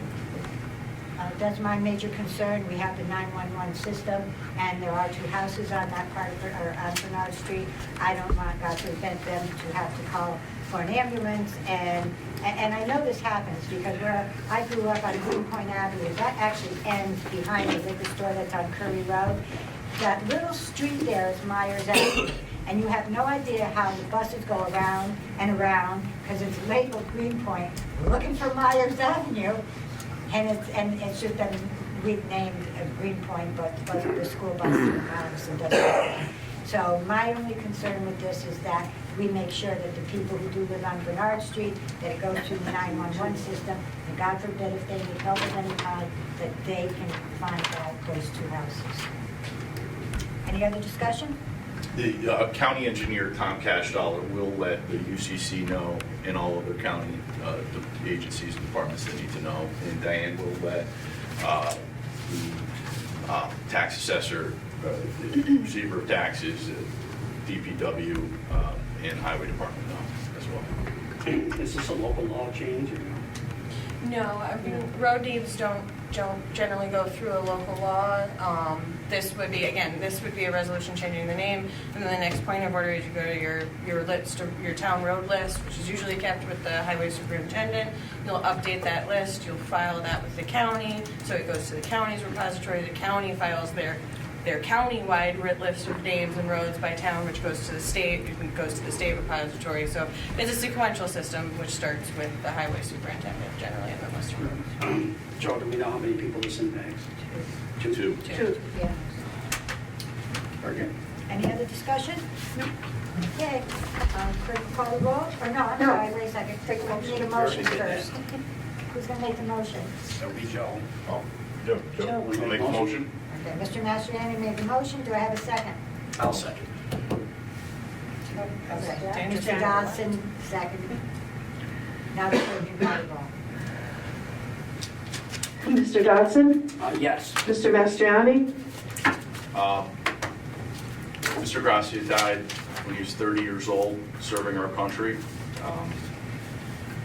As far as I've been able to research, Rotterdam does not have anyone who's died in battle in Vietnam, World War I, World War II, Korea. Jean-Michael Gracia was loved by a lot of people in this community. He led an extraordinary life. He had an extraordinary life ahead of him. And he died in service of our country. So I see that it's fitting that we memorialize him at the Veterans Memorial Park, and the corridor that connects Veterans Memorial Park right here outside of Town Hall to where the new court police station are. That stretch of road is a perfect tribute. It runs parallel to Curry Road, and it's a beautiful street. So my vote is yes. Mrs. Galucci? Joe, thank you for doing this, and my vote is yes. Mr. Schlad? Yes. Mrs. Collins? Yes. 5 yes. Okay, resolution passes. All right, and that concludes our resolutions for this evening. We now, is there anyone who has anything under liaison reports? Does anybody have anything under miscellaneous? I have something under miscellaneous. As several of you conclude your years of service on the town board, I want to take a moment to express my sincere appreciation for the time, effort, and commitment you've given our community. Many of us ran for town board not for political reasons, but out of a genuine desire to serve our neighbors and help make our town a better place for our families to live. Many people may not realize that service on the town board is not about compensation. The role pays modestly at $10,000 a year. Yet it demands a significant investment of time, energy, and responsibility. We serve because we care deeply about our community and the people who call it home. Serving on the board also requires making difficult and sometimes unpopular decisions with legislation that is brought before us. These choices are rarely simple, and they often require balancing competing interests, long-term impacts, and the best interests of the town as a whole. Each of you have approached these responsibilities thoughtfully and with a strong sense of duty, even when the decisions were challenging. Joe, I want to thank you for consistently bringing new ideas to the table and for being steadfast in your beliefs. Your willingness to challenge assumptions and think creatively has helped move the town forward and encourage thoughtful discussion among the board. Jack, as our deputy supervisor, I want to thank you for the enormous amount of work that you've put into improving our town's infrastructure and addressing complex technical issues. Your dedication and attention to solving skills are unmatched, and they've made a lasting impact on the town and our operations. Molly, as our supervisor, thank you so much for your dedicated service and countless hours that you have invested to ensure that the town runs smoothly. Your leadership, organization, and commitment to supporting our employees has been essential to keeping our town functioning effectively and responsibly. I also want to acknowledge the many hours added to your days and often your nights to fulfill these duties.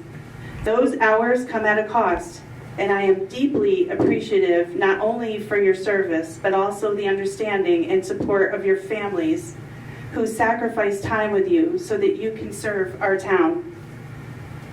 As we welcome our incoming board members, I wish you much success as you take on this responsibility.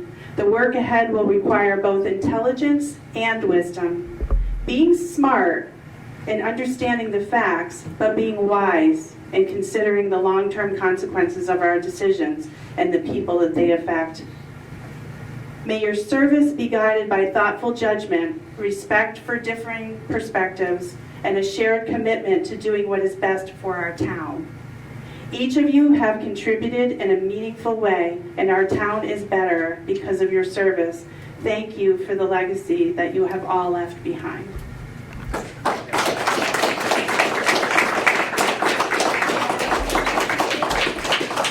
Sure, I'm not as well thought out as Terry.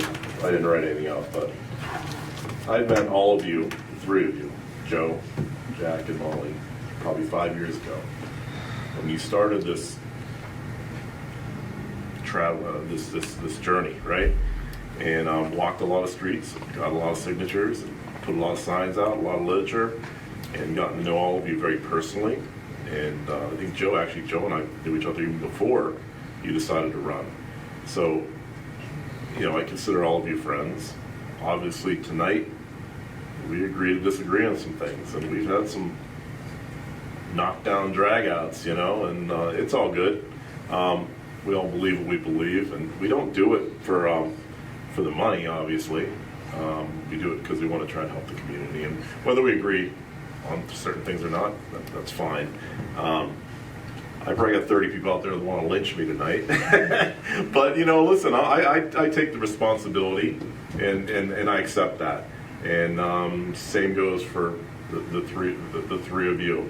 From a personal standpoint, so here's what I'll miss about Joe. Joe comes in sometimes with wild hair and wild eyes and wild ideas, and his brain's going 300 miles an hour, but he has incredibly intelligent ideas, and sometimes you got to slow him down and back him up to really understand what he's trying to get across. So I'll miss those long calls, and Joe will always call and go, do you have 5 minutes? There's no way in hell 5 minutes is going to take whatever he has to talk about. Jack is the incredible optimist. No matter what bad is going on, Jack has a way to figure it out. Look at how optimistic he was about cleaning up chemical spills and things tonight, and with Jack, it's all going to be okay. It's all going to work out. Don't worry about it. You always worry about stuff. So, listen, and his ability to handle the water, the sewer, and the projects from an infrastructure standpoint has been incredible. So that's what I believe about Jack. Thank you. And then there's Molly. Last but not least, there's Molly. A lot of people don't know Molly has a cutting edge about her. And when you meet with her, she says some things, and I'm like, wow, did you really say that? But she has a heart of gold. She loves the town. She loves the people. She loves the employees of this town. She's spent endless amounts of time here for a part-time position. But I've gotten to know Molly so well, and she's like a mother to Megan. We're all going to be connected. We all got each other's numbers. And Molly, we need a flower girl. Don't forget. Flower girl. Flower girl. You're the Winning. flower girl. Yes. So none of us are going anywhere, but, congratulations, guys, and Thank you. well done. Good luck in the future for you. All right, anyone else? Yes, I would like to thank our residents for electing me and putting me in service for you. I've tried very hard in the last 4 years to address what I had in my original platform, which is to bring Rotterdam into the 21st century. And, that was my goal. I could only hear so much about a water main break on Altamont Avenue and what we were going to do to fix that.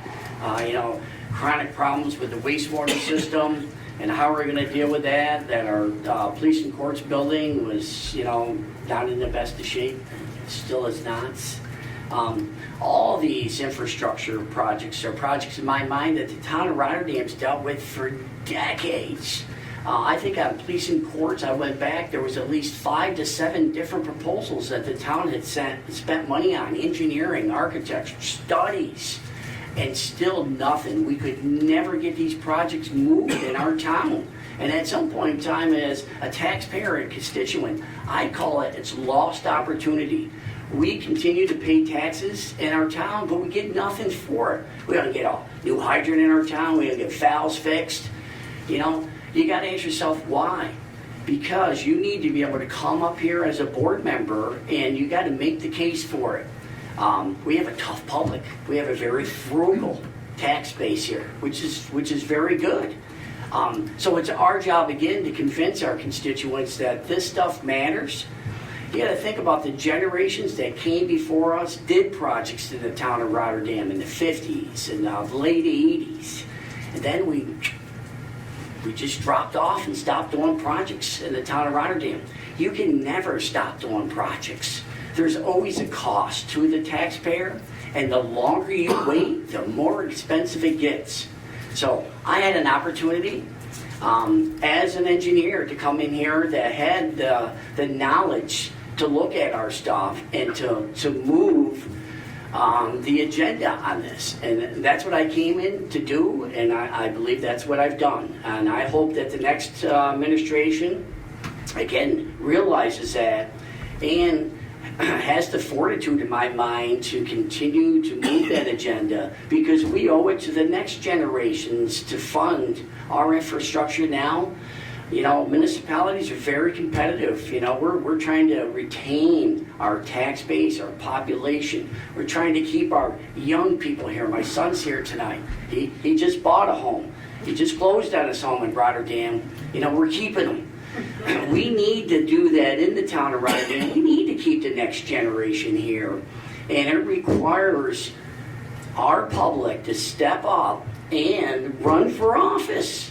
Okay, it's not easy to do. I've been wiped out on Facebook. That does not matter to me because there is bigger visions in our town, and we need to make sure we step up and get it done. So from that standpoint, thank you very much. The town staff, as Molly mentioned, we have an incredible town staff, very hardworking.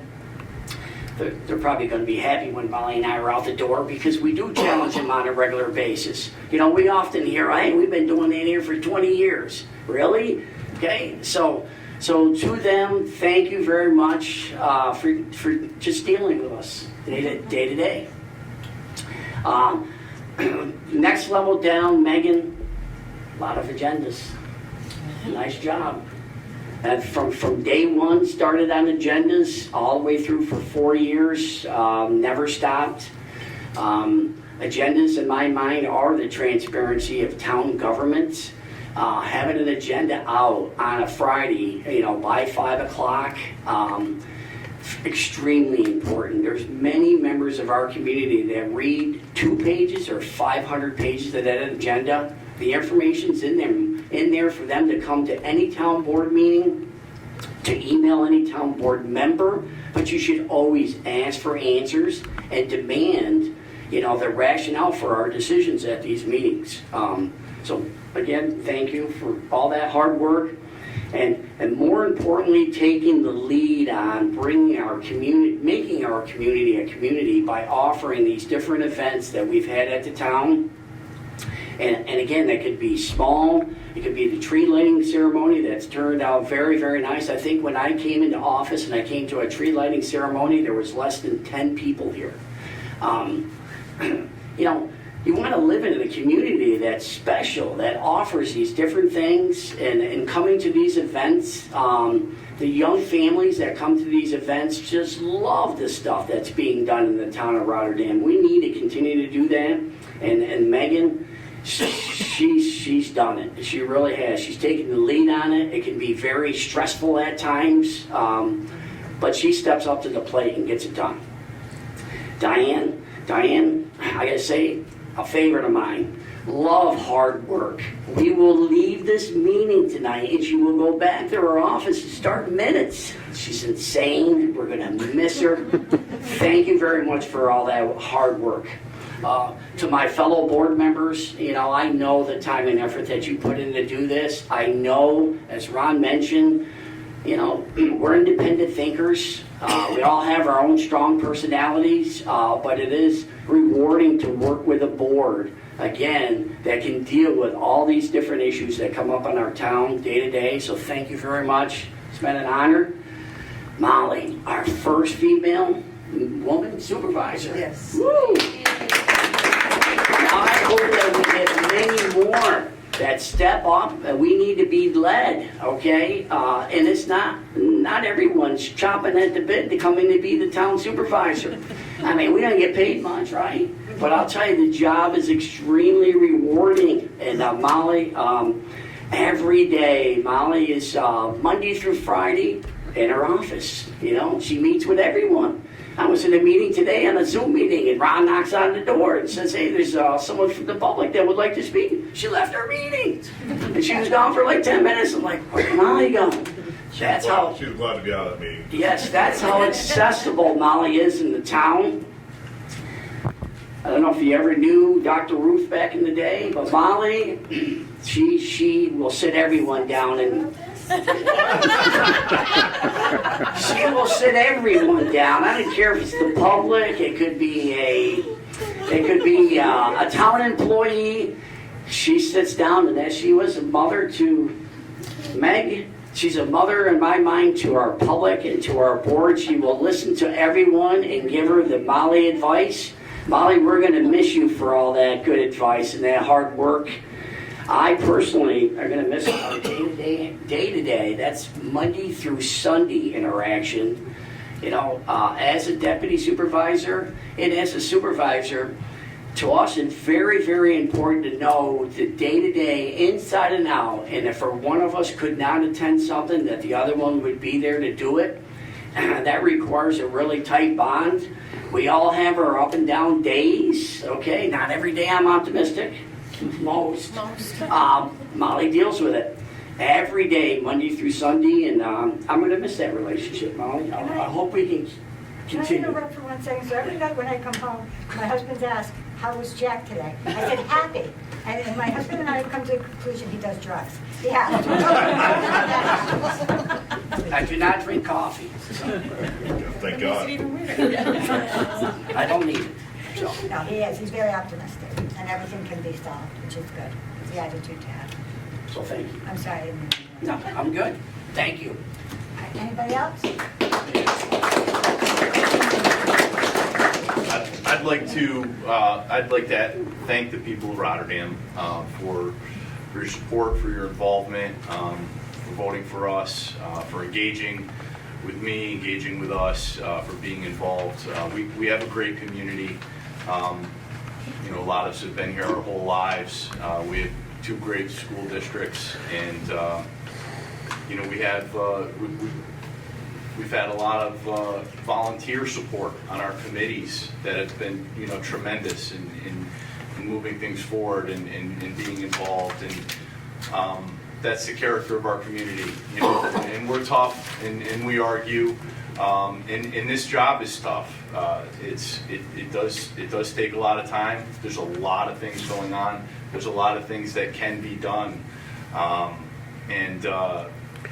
We have great people that work for this town, and I'm happy for the new administration that's coming in. I think you guys are going to hit the ground running, and you're going to do a tremendous job. And I'd like to especially thank Jack and Molly. Their contribution has been enormous and unnoticed mostly, but the hours just are incredible. The stamina to get through so many tough things is also incredible. It's truly selfless. You guys have both you set a tremendous example for me, for so many other people throughout the whole town, changing the culture, and you guys are great people, decent people, honest people, governed by strong conviction, and I'm very blessed and honored to have served with you guys. My patriotism has grown since I've been involved in the town of Rotterdam. My cynicism has grown too in some ways. Things get broken down to sound bites. But being here, being on this board, I've seen how we can work through things. We have inherited a system where we can make rules and laws and have discussions and compromises. And I just want to encourage the people to not be emotional when it comes to political issues. That we have to be reasonable and respectful to one another and engage with one another, and that's how we come to the best outcomes. Anyone else? I said my piece earlier when you all weren't waiting to go home. And I said mine at the last meeting, which I thought was the last meeting, and it wasn't, so I'm done. All right, so this concludes our business for tonight. Do I have a motion to adjourn? I'll make that motion. Motion by Mr. Dobson. Do I have a second? I'll second it. Second by Mr. Mastriani. All in favor? Aye. Thank you.